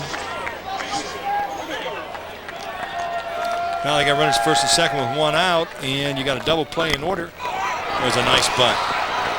Boy, he laid it down soft. The throw on to first gets the hitter. That was Jason Rodiguero. But the runners move up. At third base, Wes Shannon, Justin Olson on to second. And boy, that was just a well-done bunt by Jason Rodiguero. Jason lays down a perfect ball right here. Nice sacrifice bunt. Gives himself up and, advances 2 more runners into scoring position. And, a lot of teams won't bunt with 1 out because that puts you in a situation with 2 outs. But, the next hitter coming up, you're relying on that guy getting a base hit to drive in 2 runs. Everybody's got to hit in your lineup. Everybody's got to contribute. So, I believe in the bunting game. I use that a lot, and I think that, I will bunt with 1 out. Brian Riley, the hitter, takes outside again, 0-2. Riley is the perfect example of saying that guys have to pick their games up. This guy hit just .214 in the regular season, but since coming here to Elfstrom Stadium, 4 for 6 he came into this game, and he has scored a run in this one already. And, you know, he struck out the first time and he got on a knee 5. But like you said, 4 for 6. You know, he's having a hot tournament, and coaches probably feeling he is hot, so, you know, we're going to rely on him getting a base hit to drive in 2 runs. Pitch grounded to the right side, and it is through for a hit. 1 run is in. The right fielder Ramsey up for the ball, but he cannot come home. 2-run score, and there's the hot hitter Brian Riley banging one to the right side. 2 more runs for Morris, and they lead this one big. You watch this here. Brian Riley goes with the pitch. Well, he took an inside-out swing. The ball was in a little bit. He led with his hands and held the top hand back, kept the barrel back, and drove the ball to the right side, and it gets through for 2 RBIs and a single. 10-3.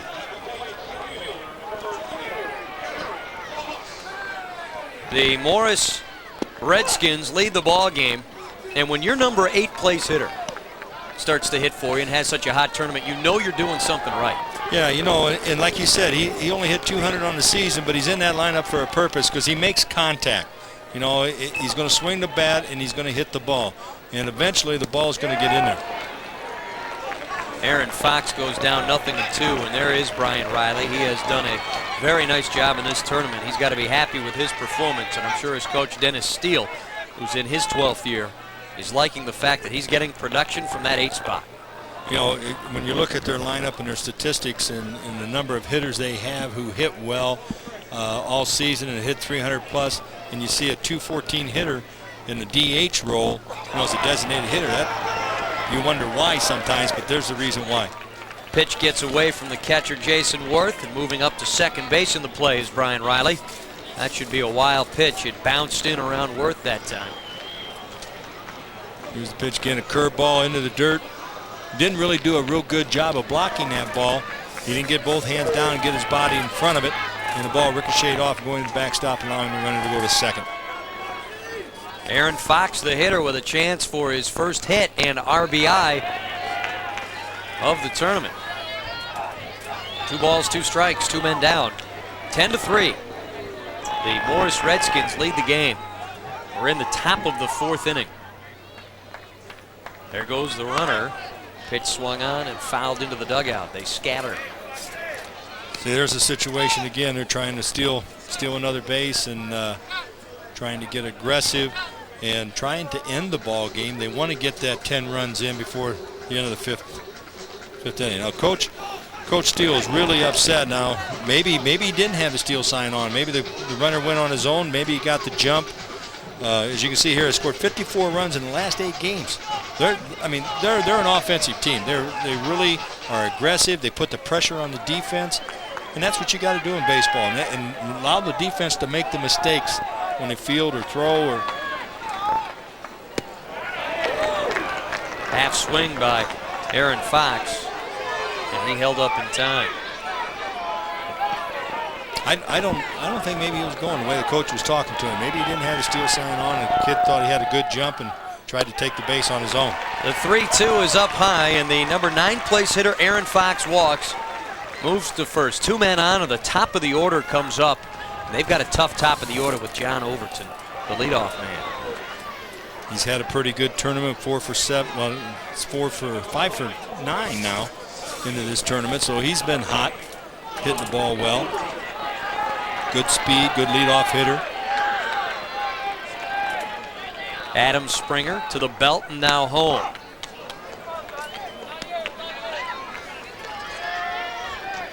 Nothing in 1 to Overton. Boy, this Morris team coming into the tournament 35-4.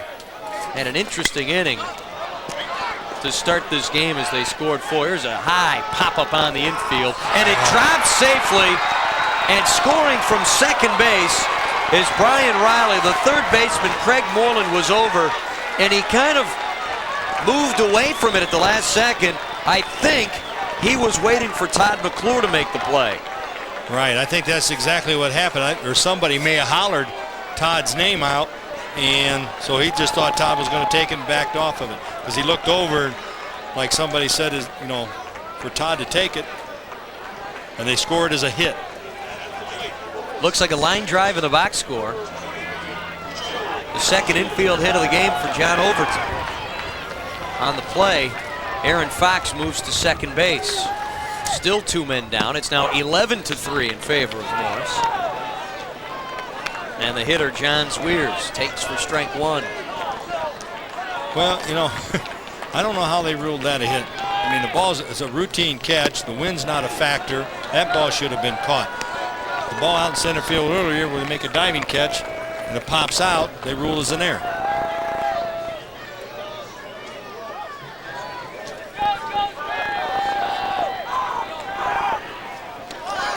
Throw to second base in the pickoff attempt, but back safely is Aaron Fox.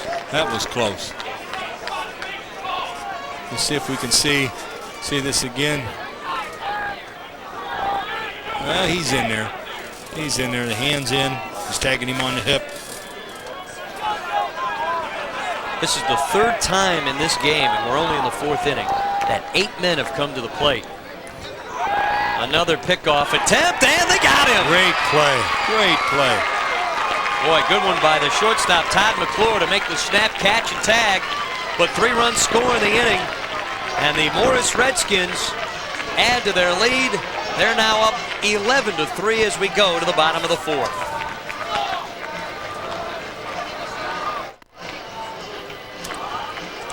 Jim Cosamore, Mike McDonald, and fans loving it here at Elstrom Stadium in Geneva, the AA State Championship game. Morris all over Chatham, Glenwood, as they scored 4 in the first, 3 in the second, 1 in the third, 3 more in the top of the fourth. They are way up, the Morris Redskins are, and now Chatham, Glenwood. How about those numbers? Kind of incredible to see the way tonight has turned around on it. It is. You know, you start out you play in the tournament, you got 8 games to get here. In the first 7 games, you only give up 8 runs, and then tonight, it's just like, you know, somebody opened up the barn door and the horses ran out, and 11 runs were scored right here. Keith Ramsey, Dan Monk, Paul Marconi will be the hitters. There's a one-hopper to the second baseman. Nice play by Zweers on to Skirch for the first down of the inning. Starting to get very routine for the pitcher Jake Lambros. Good fielding behind him.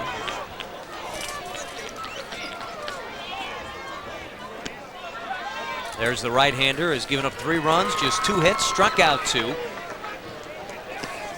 As we are in the bottom of the fourth inning, with 1 man gone. Hitter is Dan Monk. He's an opposite field hitter. He drive the ball to the right side of the field, and a lot of times, you know, if runner's on, he will hit and run. They'll hit and run with him because of his type of swing, with an inside-out swing. Lambros has retired 5 straight. Ground ball to the right side. It is kicked for the first baseman, Kevin Skirch, and reaching first safely is Dan Monk. And how will you score that, Mike? I have no idea tonight. I would say it's an error. Here's the play again. Ball was hit hard. It's the E3. Again, an inside-out swing. You know, if he backhands it, he makes the play, but he didn't. He tried to get in front of it, couldn't get in front of it. And, as the official scorer ruled it as an error on the first baseman. Number 9 hitter, Paul Marconi, who reached on a 3-base error back in the second and scored a run. That was a tough call for this little guy, 5'4". He hit the ball a ton back into center field. They scored it in error. The center fielder, John Overton, flat out.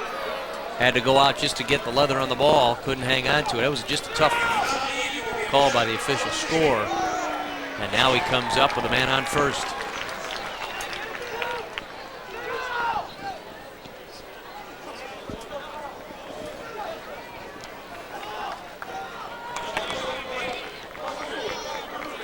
Big lead for Morris, bottom of the fourth inning. Sometimes, Mike, it's tough for a pitcher to pitch with that big lead. Well, they can get lazy. Yes, you get, you know, you get kind of lackadaisical out there, and you just take things for granted and you quit playing. And the other team pretty soon gets a little spark, and they get a little momentum going, and then it starts to, you know, a little kindling in the fire. And ooh, look out! A line shot that was just over the dugout. Marconi a little late on that pitch. I think somebody made a nice play in there to prevent an injury, I think. Finds himself down 0-2. There's the runner over at first base, Dan Monk. One man gone here in the bottom of the fourth inning. The ball out in left field. Bullpen's warming up. Ball got away from the catcher.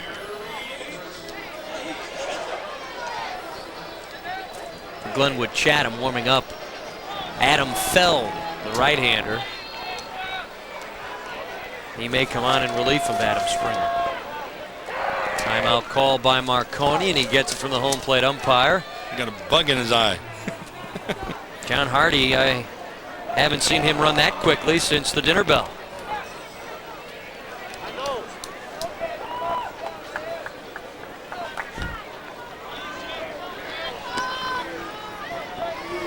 There he is. And now the pitcher steps off, so Jake Lambros takes some more time. Now he's up on the hill and he okays the sign. Well, a lot of these young kids are throwing that breaking pitch, and I just have to wonder how that can affect them. We saw the starter for Glenwood, Jake Crawford, just a sophomore, go primarily with breaking balls. He was knocked out in the second. There's a pitch swung on and missed, and he gets away from the catcher, but he cannot advance. That is the third strike. Yeah, anytime there's a runner on first base, unless there's 2 outs, he cannot advance. And a lot of times people panic on that. The hitter takes off running, and then here it is again. Okay, here, 2 strikes, curveball in the dirt. He swings at it. The ball gets away from the catcher. He realized he dropped it. He started to take off. Now, if Monk wasn't awake at first base, he would probably be breaking the second, and then he could pick it up, throw it down a second, get him thrown out, and have a double play on him. Top of the order, the hitter is Todd McClure. Takes for strike one. McClure, 1 for 2, doubled his first time up.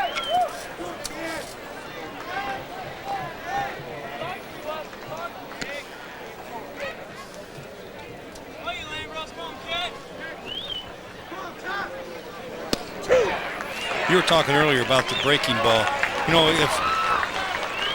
I personally feel that they shouldn't be throwing breaking balls until they get into high school. When they get in high school, they need to be taught how to throw it correctly. And if they don't throw it correctly, yes, you can hurt your arm. The big thing a lot of kids do, they roll their wrist as they throw it, and that puts a lot of pressure on the elbow, and that creates arm problems. But if you throw it correctly, it's not going to hurt the arm. Just like anything else, you take care of your arm, you ice it down after the games, and take care of your body. Pitch that gets away from the catcher, Wes Shannon. Moving up to second base on the play is Dan Monk. That should be a pass ball. It looked like it was right in there. I think so too. It sounded like it hit his glove and just went off his glove.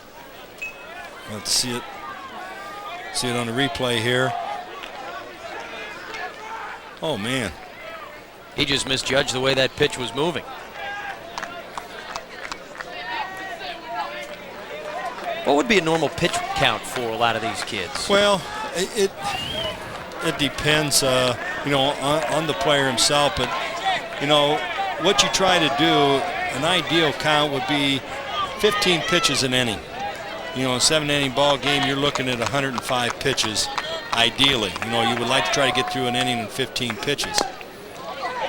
Ground ball in front of home plate. The catcher out in front. Wes Shannon throws on to first to end the inning. Nice play by Shannon as he had to chase the ball down and beat the runner over at first. We head to the 5th inning. Morris has an 8-run lead. We got a new pitcher out there for Chatham, Adam Feld, and he has fastball and curveball and changeup. As you can see there, 15 games, he's 13-0 with a 1.41 ERA. The coach says that he must get his curveball over to be effective. And, if you watch his pitching motion, it's a little bit herky-jerky. It might be a little tough to follow until you get used to seeing him throw a little bit. Feld will face the lineup of Swears, Skirch, and Jorstad. The 2, 3, and 4 hitters for the Morris Redskins. Glenwood just trying to hold it at 11 right now.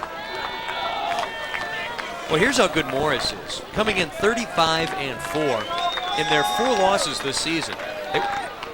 They were by a total, of 5 runs. Well, they're a pretty potent ball club here that, you know, like I say, you know, they've got good defense. They've got solid hitting, and they just put a lot of people away early. And a lot of times you take the game away from them, you know, if you can't get hits off of their pitching, and then, you know, you can't get people on base, you can't bunch, you can't do a lot of things, hit and run, steal, if you're playing catch-up baseball. Fastball swung on and fouled off out of play. You know, Adam Feld with this delivery kind of looks like Juan Marichal. That's exactly what I was thinking, Mike. Comes right over the top, big swooping high leg kick, arm right over the top. When's the last time you saw someone here with you this? go. It really arches back.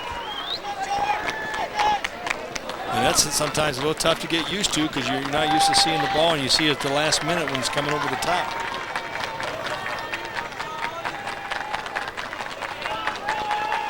Rocks and fires a big breaking pitch. And it's a lot easier to throw the curve from over on top, but yet on the same token, the fastball is a little tougher to control when you're straight over the top. Feld is 6'3", so he really stands tall up on that hill. Comes over the top, and the ball hit off the fist. Second baseman in to make a shoestring play. Brian Stalets with a tough play, shoot top, but the leadoff man is out. This is a nice play by Stalets. You know, the ball is hit. It looks like it's going to be a looper out in shallow right field, but it's a real weak pop-up, but he comes in, makes a shoestring catch in the infield. As you see Stalets there, he's playing a little deep. He's right at the edge of the grass in the infield. Kevin Skirch, the hitter, one of a couple of juniors in this lineup for Morris. There is one sophomore. Now look at that play. Did that hit his helmet or his back? I think it went off the helmet and then hit his back. Okay. Hey, it was a weird sound. Yeah, well, see, it glances off the helmet and then the bat. Ouch. Lucky the helmet stayed on, the double earmuff, and I think that's a very good thing to have. I think all hitters should wear the double ear protection. You know, that came into play, I don't know how many years ago when they started making it mandatory to have the double ear flap. There again was the late steal. First baseman never said anything. A bad throw to second. Ooh, nice throw. And they got him. What a play by the center fielder, Paul Marconi. Beautiful throw. Here's Skirch takes off to second, goes in standing up, but the ball gets away. The ball's thrown in the dirt by Worth, and then he tries to go to third, and Skirch is thrown out by Marconi. A nice throw. One hopper into third base for the putout. Boy, right on the bag. That is so nice to see. And the umpire in good position to make the call. The hitter, Phil Jorstad, 2 down to the inning and nobody on.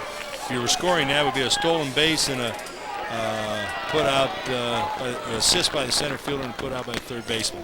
So it would be, what, 8-5 put out. 2-8-5.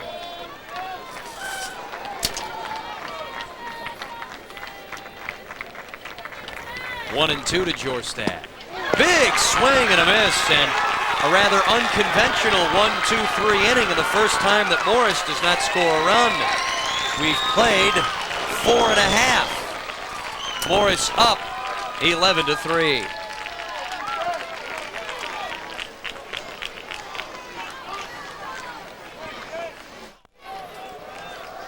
It's been all Morris Redskins. They lead Chatham Glenwood 11-3, and the White Sox back in action on Sports Channel Wednesday night when they travel to Oakland, California to take on the Athletics. Our coverage begins at 9 p.m. with the pregame show. Then you've got 7:30. Hawk and Tommy calling the game for you. That's all right here on Sports Channel. There's a good Sox fan right there in the middle for you. Look at him. He's happy because he's seeing AA State Championship baseball, and his club, Morris, leading 11-3. The hitter for Chatham Glenwood, Brian Stalets, the second baseman. He made a nice play out in the field that last half inning.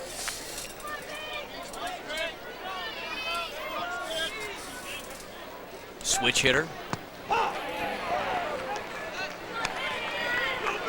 You know, it seems like a lot of times when a player makes a nice play in the field, he oftentimes comes up to start an inning at the plate.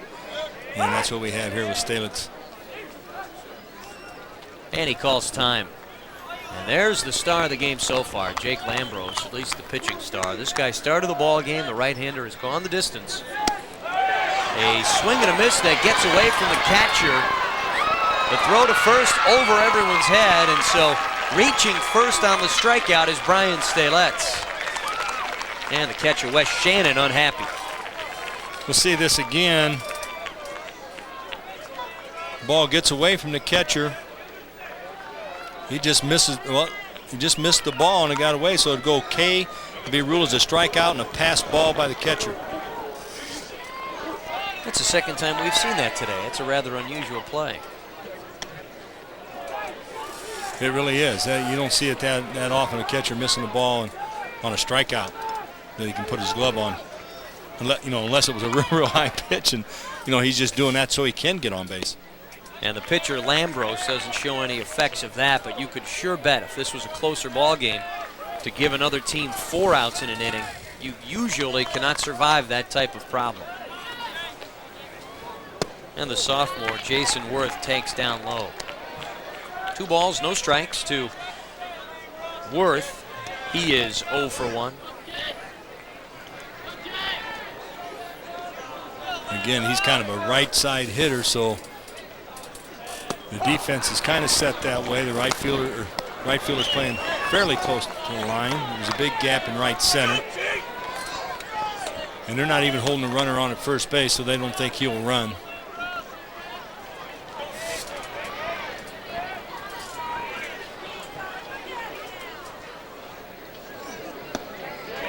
The 2-1 is a breaking pitch down. 3 balls and a strike. But if they're going to give you the big lead, why not take it over to first base? Well, it was a situation where the first baseman could come in behind you.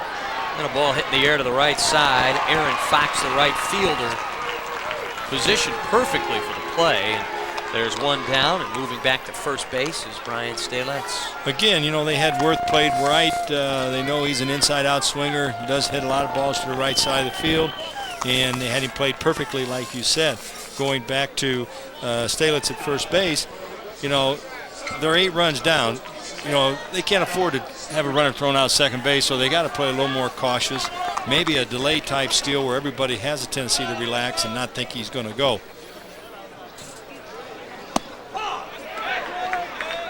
Good hard fastball for strike 1, too. If you watch the middle infielders, if we look from home plate, we can see that they are not really moving after the pitch, to go to the bag. Springer grounds one inside the bag and up the line. Over to make the play, the left fielder, Jason Rodiguero, to hold the hitter to a single. On the play, Stalitz moves up to second base. Springer hit the ball nice here. He pulls the ball right down the line.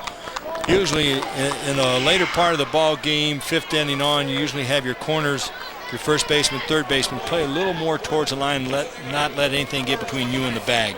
And here, of course, they only held him to a single. The left fielder did a nice job getting over to hold him to a single.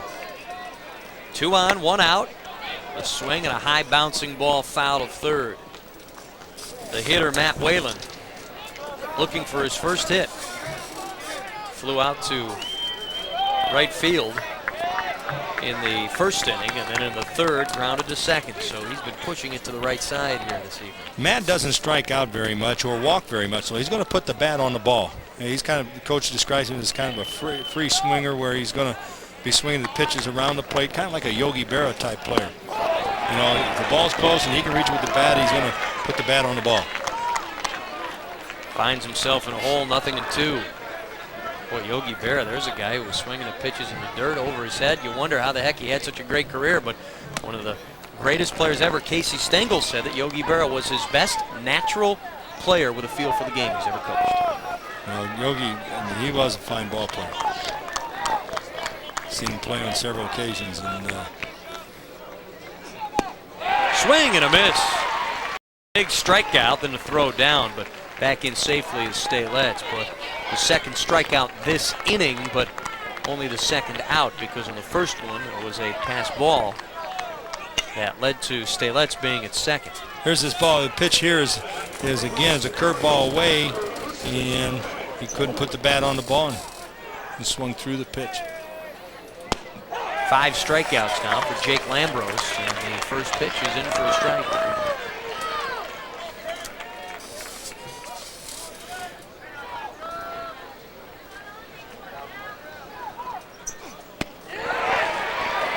And strike 2. So his breaking pitch must really be working now. Craig Moreland finds himself in the hole. Moreland singled to left in the second and scored a run. Grounded to third in the third. And he hits one in the air to right field. Coming on hard with a diving catch, and he made it. Is Aaron Fox the right fielder? What a play by Fox. A diving, rolling grab to end the inning. This is a nice play, nice catch. Fox comes in towards the line, shallow right field, makes a diving catch from his knees. He hung on to it, shows it to the umpire for the out. No runs in the inning on a hit. Couple of men left. We head to the 6th with Morris up by 8 runs.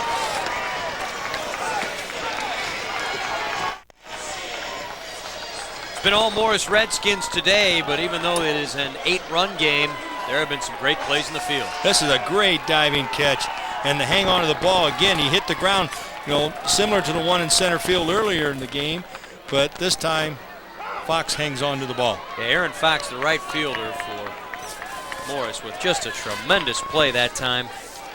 With a couple of runners on, that could have been all kinds of trouble. Wes Shannon to lead things off. He'll be followed by Olson and Rodiguero. Takes up high. A ball and a strike to Wes Shannon. Has scored a couple of times, walked a couple of times, and struck out once. But reached on the strikeout. That was a nice curveball right there for a strike. He's got a nice curveball. Straight overhand curveball breaks down. That's a tough one to swing on the same plane. As a hitter, that's a tough curveball to hit. And the 6'3" right-hander rocks into it. Boy, there's that breaking pitch again, and the batter is out as Shannon goes down on strikes. This is a nice pitch here. Again, he comes back with the curveball. Looks like he took a little something off of this one, and right on the corner of the plate. And he didn't care for that. First pitch swinging, ball hit in the air to right center field. Over quickly is Keith Ramsey, the right fielder, and he gloves it for the out. So a quick 2 down in the top of the 6th. Morris leading it 11-3. Jason Rodiguero, the hitter.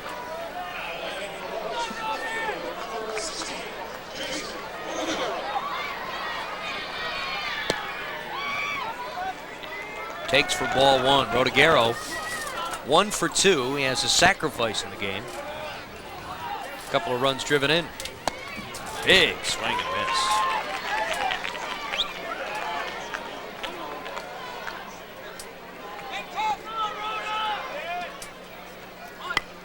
A bunt that is foul. Boy, trying to bunt for a base hit right here. Leading 11-3. But you want to get on any way you can. You're trying to do something for yourself here, beef up your batting average. You get another base hit. Third baseman was playing a little deep, and Morris can bunt the ball well. Swing and a miss, gets away from Jason Worth. He cannot get to the baseball on time. So Rodiguero strikes out, yet reaches. 3 times tonight we have seen that. I think that might be ruled a K and a wild pitch because the ball was in the dirt, and you're going to see, I think the ball bounced off the catcher, and then the batter kicked it with his back foot and unintentionally, and ball got away and he was able to get there. So you would rule that as a K wild pitch. And now Pat Mooney wants to get a better word from the home plate umpire, John Hardy, and they'll have a little bit of an animated conversation, Mooney, in his first trip to the state tournament. Getting all he can. There are those Morris fans. They've got to be happy. They will be celebrating, and celebrating big, as their club possibly on the verge of the state championship. And there's the coach, Dennis Steele, of the Morris Redskins, signaling to the home plate umpire that in fact he has put a pinch hitter in, Sam Farmer, a 6-foot senior. You know, here's a chance to get some other ball players in. Here's a senior playing in a state tournament ball game. You know, game's pretty much in control. And yet, with baseball, you can have a re-entry rule where you put this player in, he hits, and then you can re-enter the original ball player. One time you can do that with the original starters in your game. And it's good to see that Dennis Steele is trying to get some time in the championship game for a senior. He batted earlier today and grounded out in the semifinal game this morning. We saw a sign here earlier at Elfstrom Stadium saying, put Sam and Clucky in. Anyone know who Clucky is? I'm assuming this is Sam. I think he's the manager. I think Clucky was the manager. Not positive. It could be their mascot. I think it is. It's a gopher. Oh, number 27, Ryan McClucky. Swing and a miss. It would help to look at the roster. That's something I'll have to think about as we end the top of the 6th inning. And no runs in the inning. No hits, a man left. We head to the bottom of the 6th inning. Morris leads Chatham Glenwood 11-3.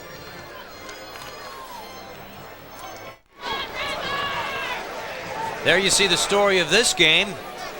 Morris Redskins looking for their first title. Tune in tomorrow for the final round coverage of the Celebrity Golf Association Chicago Classic.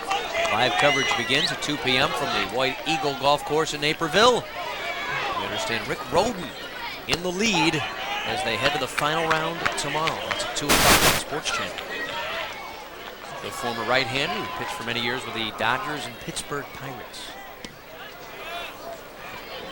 The hitter for Chatham Glenwood is Keith Ramsey. He'll be followed by Dan Monk and Paul Marconi, and they face the right-hander Jake Lambros, who has gone the distance here tonight.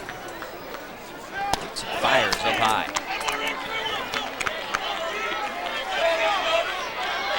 Talked of pitch count, that last half inning. Adam Feld threw just 12 pitches. In phase 4 hitters, that's what we were talking about earlier about getting a 15-pitch inning and 105 pitches in a 7-inning ball game. So that's kind of a rule of thumb that some coaches use, and I think it's a pretty solid one for pitchers to follow and try to accomplish, and throw strikes all the time. 4th base on balls given up by Lambros. And now he faces Dan Monk. Monk, you see, wearing that face mask. I just wonder how it affects his vision. I would think it'd be kind of difficult to see. I mean, you're looking over the mask, but still, I think as a hitter, you use a lot of peripheral vision and picture everything. Of course, you fine-tune your vision and as the ball is coming to the plate. And it's a matter of getting used to when you're trying to hit with something like that in front of you. There's some advocates that want to see this on all helmets. 2 balls and a strike, nobody out. Pitch bounces in. Nice stop by Wes Shannon, the catcher. He quickly took that mask off to find the baseball, make sure that the runner did not advance. But with Morris leading this thing 11-3, that one advancement probably wouldn't hurt all that much. Monk looking for his first hit tonight. There's a balk by Jake Lambros. He looked to first, but the first baseman, Kevin Skirch, was not covering the bag. He was playing behind the runner. Right, and that's the situation. If we can see this in the full view, Well, you can't see the first baseman who's playing behind the runner. All the pitcher would have had to do was just throw the ball easy over to first base, bounce it over there a couple of times, and that would have been okay because he was be throwing towards the bag. But he was assuming that the first baseman was going to break. They probably had a pickoff play on, but it didn't work. And now the runner moves to second. He's a mover and a shaker too. There's Quinn Schaefer working in the bullpen. Schaefer, the left-hander, was the quarterback for the Morris High School football team that went to the state finals only to lose. But he knows what it's like to be in tournament championship action. And, some of these players played on that football team, so, they finished second and stayed in football, and now they're in the baseball state tournament finals, and they don't want another second-place trophy. They want to bring home the big one, and I think they've kind of set their minds to that coming into this ball game tonight. Runners at first and second, and a comebacker. Go to third for one, and then across the diamond, not in time, but a nice play by the first baseman, Kevin Skirch, to get down on the two knees and block that one-hop throw. Well, this is a situation here where you have runners at first and second. You're up 8 runs, and the ball hit back to the pitcher, as you see here. Ideally, you just want to turn and go to second base for the double play rather than the third. I mean, you're not really accomplishing anything, getting an out, yes, but you still have the 2 people on where you could have had 2 outs in the inning rather than 1. That brings up the top of the order, Todd McClure. And he takes ball 1. McClure in the game today doubled in the first, did not score. Then he grounded to second and hit back to the mound in the 4th. Bouncing ball stopped by the catcher, Shannon. They try to move the runners up, and they do. That one a wild pitch, and it enables Dan Monk to move to third, and on the play, Paul Marconi up to second. Here's the pitch right here. It is in the dirt. The ball is blocked, but it does get away from the catcher, and Shannon takes and picks the ball up and throws to Olson, but not in time at third base. And now McClure with a chance to drive a couple in. Shannon, a good throw over to third to try and get the lead runner, Dan Monk, but he didn't get it there in time. There's the pitch. McClure is a good, patient hitter. Very disciplined at the plate. Doesn't get excited. If he gets behind in the count here, he's a 3-0 count. He's ahead. He might have the green light. And he takes over for strike 1. 3 balls and a strike, 1 man gone. Bottom of the 6th, and Morris leading 11-3. The hitter, Todd McClure, will be attending the University of Illinois, like his brother Brian. Quick throw to third, but there is no play. 3 balls and 2 strikes now to McClure. He's also a good pitcher. His ERA, believe it or not, under 2. Yes, he is good. He pitched against us in the championship in the sectional last year, and he did throw well, but we also hit the ball well in that ball game. Bounces to the left side, cut off by the third baseman, and he throws across. Good play by Justin Olson. But a runner scores on the play. Okay, Brian pulls the ball here. He topped it a little bit, but to the third baseman who has good range. Olson throws over to Skirch at first base in time to get the second out of the inning. Cuts the Morris lead to 11-4, an RBI for Todd McClure on the play. Paul Marconi moves to third base. Brian Stalet's the hitter. First pitch swinging, bounces one to short. Jorstad on to first, and that ends the inning. 1 run and a man left. We head to the 7th, and Morris on the verge of a championship.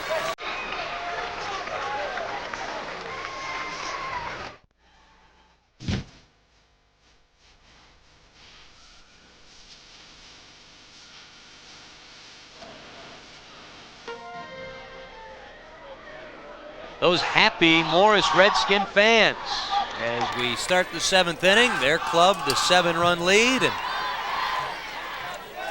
they have a pinch hitter, Dan Weaver, enters the ball game. Weaver, 5'11", and a senior, right-handed hitter. He'll start things against the right-hander. First pitch swinging is Weaver. Springer is now pitching. Adam Springer back in. Springer came on a release of Jay Crawford. He was relieved by Adam Feld. Now Springer back on the hill.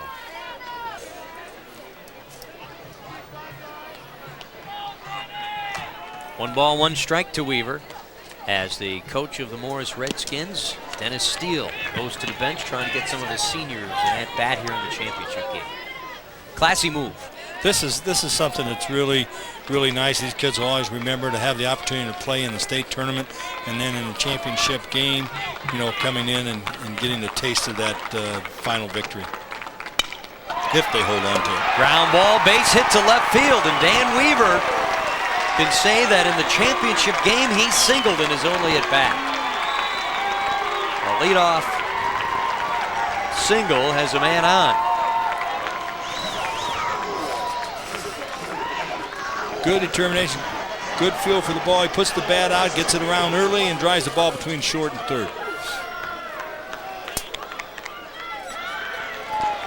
Top of the order, John Overton steps in. Overton with a big game. Couple of infield hits, 2 runs scored.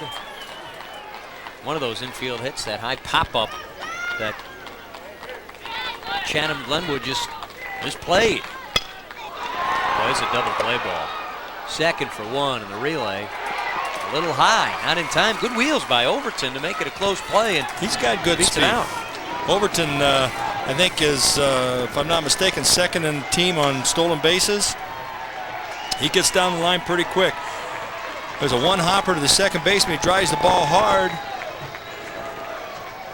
The flip to short, over to first, but a little bit high, and pulls the first baseman off the bag. So Overton at first, he has 2 stolen bases tonight. And like I said, he's second on the team in stolen bases. They may try to send him again. Up 11-4. Joe Zweers, the hitter. But I think that might be a little bit much if they send him now. Zweers was an interesting part of this game. Batter interference back in the third. He got in the way of the catcher, Jason Worth, who was trying to throw out the base stealer. Zweers walked in the second and scored a run. Sidearm delivery.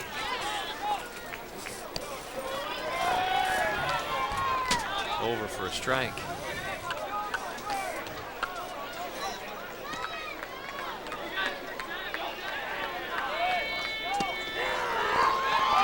Strike 3. Pitch looked like it backs Zweers off the plate just a little bit.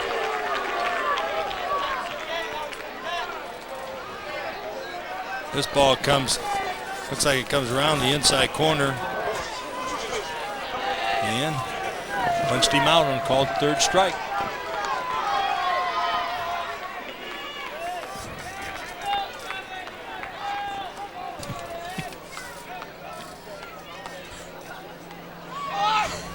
The hitter is Kevin Skirch with 2 down in the inning. Boy, that ball just about got him. He about didn't get out of the way of that one. And there's the stolen base for John Overton. Ooh. Boy, he didn't know what direction to go with that pitch coming. Overton with his 3rd stolen base here in the state championship game for AA boys baseball. A wild curveball. Nice play by the catcher, Jason Worth, to stop it. Boy, Worth has had some workout tonight. Kevin Skirch, just a junior, the first baseman, with a couple of hits tonight, was hit by a pitch back in the 5th. Right on the old hip.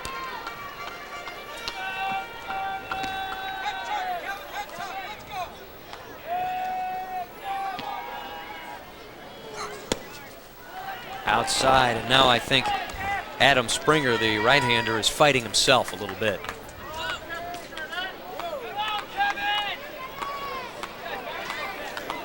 Some activity going on in the Chatham Glenwood bullpen. Like Clay Hamilton warming up.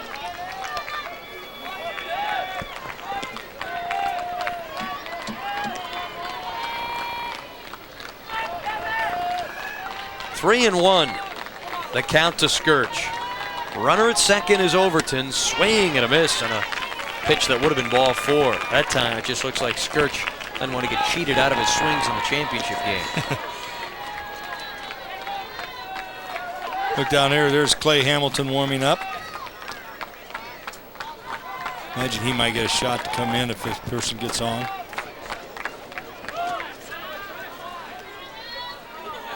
Springer steps off the hill and now back up on top.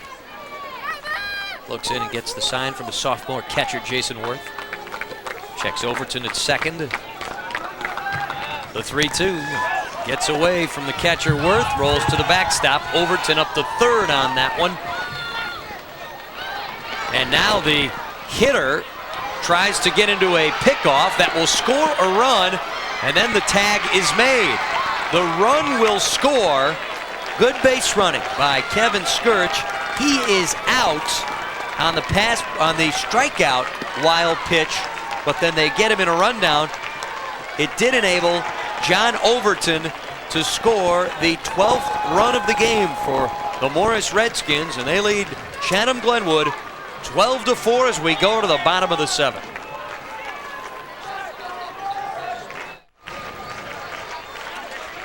Jim Kozimor and Mike McDonald with you at Elfstrom Stadium in Geneva, where the Morris Redskins are getting ready to wear the medal.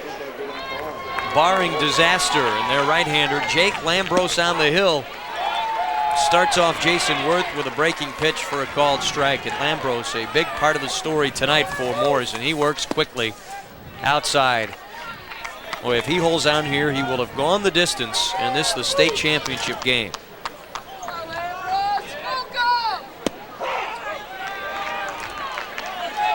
A ball and 2 strikes.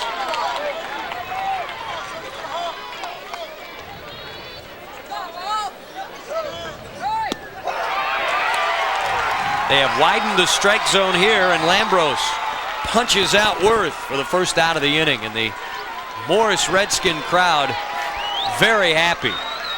That was a nice curveball, nice breaking ball, and he's thrown well here all game. He's had command of his pitches, and he's been ahead most of the hitters throughout the night. How many has he walked on the night? I've got him for 5 base on balls.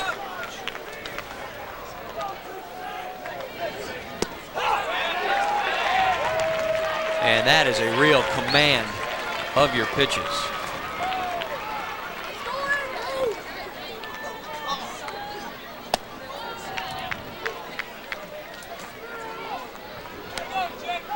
Two balls, 1 strike, 1 man gone. The hitter, Adam Springer. Swing and a miss. Evens the count. Springer, though, has performed admirably. Came on in relief of Jake Crawford in the 2nd and had to battle a tough situation. Fouls back and the count remains.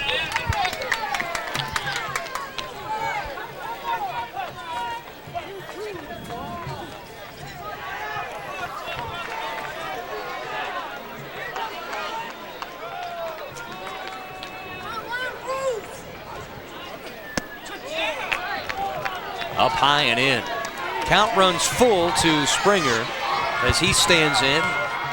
Going through his mind must be this very well could be his last high school at bat. And he swings and hits it off the fists. The pitcher will take it. That's Jake Lambros, and that the 2nd out here in the 7th. And now it's almost over, and the fans from Morris are standing and waiting as Clay Hamilton steps in.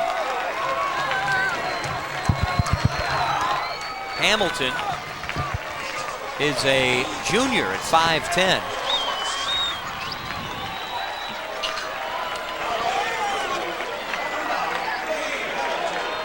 Hitting for Matt Whalen.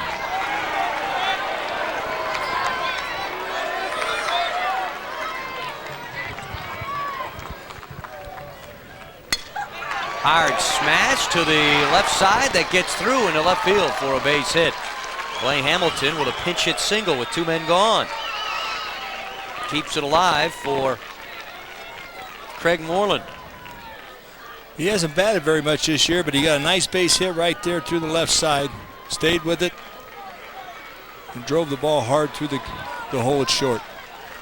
Number 25, Matt Whalen's coming in to pinch run. Good job by Clay Hamilton to scratch out a single. And he's happy, although Chatham Glenwood will not win this game. He gets a big smile as he comes to the dugout. You know, his teammates greet him. You can't hang your head here. You know, you're in a championship ball game. You're top 2 teams in the state of Illinois. And, you know, you got to be happy for the kids that made it here, and they played hard all season. So they don't need to hang their head at all. 1 strike pitch bounces in, blocked by the catcher Wes Shannon. And he prevents the runner from moving to second, the runner Matt Whalen. There's Shannon, who has called a nice game. Boy, he has thrown the signals down, and it's Jake Lambros who has just nodded in agreement and come home. He has worked a very good ball game. You know, this is a situation where the reentry rule comes into play. Matt Whalen come back in for himself here. He was pinched hit for, and now he's back into the ball game. Ground ball over the head of the third baseman, Justin Olson, but it's foul. Well, there have been a couple of balls that have been very close to that third base line here tonight. Even that ball there could be a little tough to call, because again the third baseman's cut in front of the umpire. There's a shot of the Chatham Glenwood bench, and yes, you know you're coming out here in the bottom minute of the game, but still, you know, you're there right now. They're not happy, but you know, tomorrow, you know, they'll be back, and you know, when they realize what they have accomplished, there's a lot of teams that never get here in the course of their careers and in school history. They've never been to the state tournament, and they'll be quite proud of that, believe me, in a couple days, and they realize the feat that they did accomplish. That last pitch fouled off, and now Jake Lambros walks back up onto the hill. A ball and 2 strikes. Craig Moreland, the last chance for Chadam, goes down swinging, and there are your state champion Morris Redskins.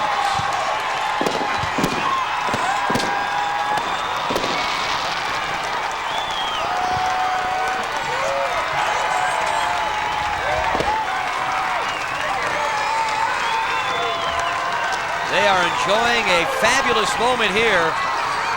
Morris, the AA champions in the state of Illinois, and Jake Lambros, the right-hander, goes the distance and picks up the victory. What a great feeling this must be for Dennis Steele in his 12th year as the head coach of the Morris Redskins. We'll wrap things up straight ahead. The final score, Morris 12, Chatham Glenwood 4.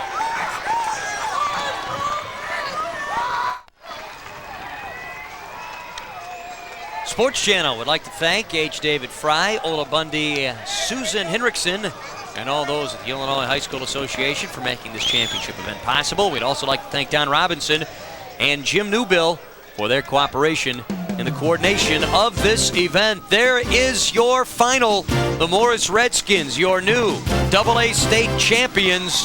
For Mike McDonald, I'm Jim Kozimor saying goodbye for now. Thanks for watching. This proceeding has been an exclusive presentation of Sports Channel.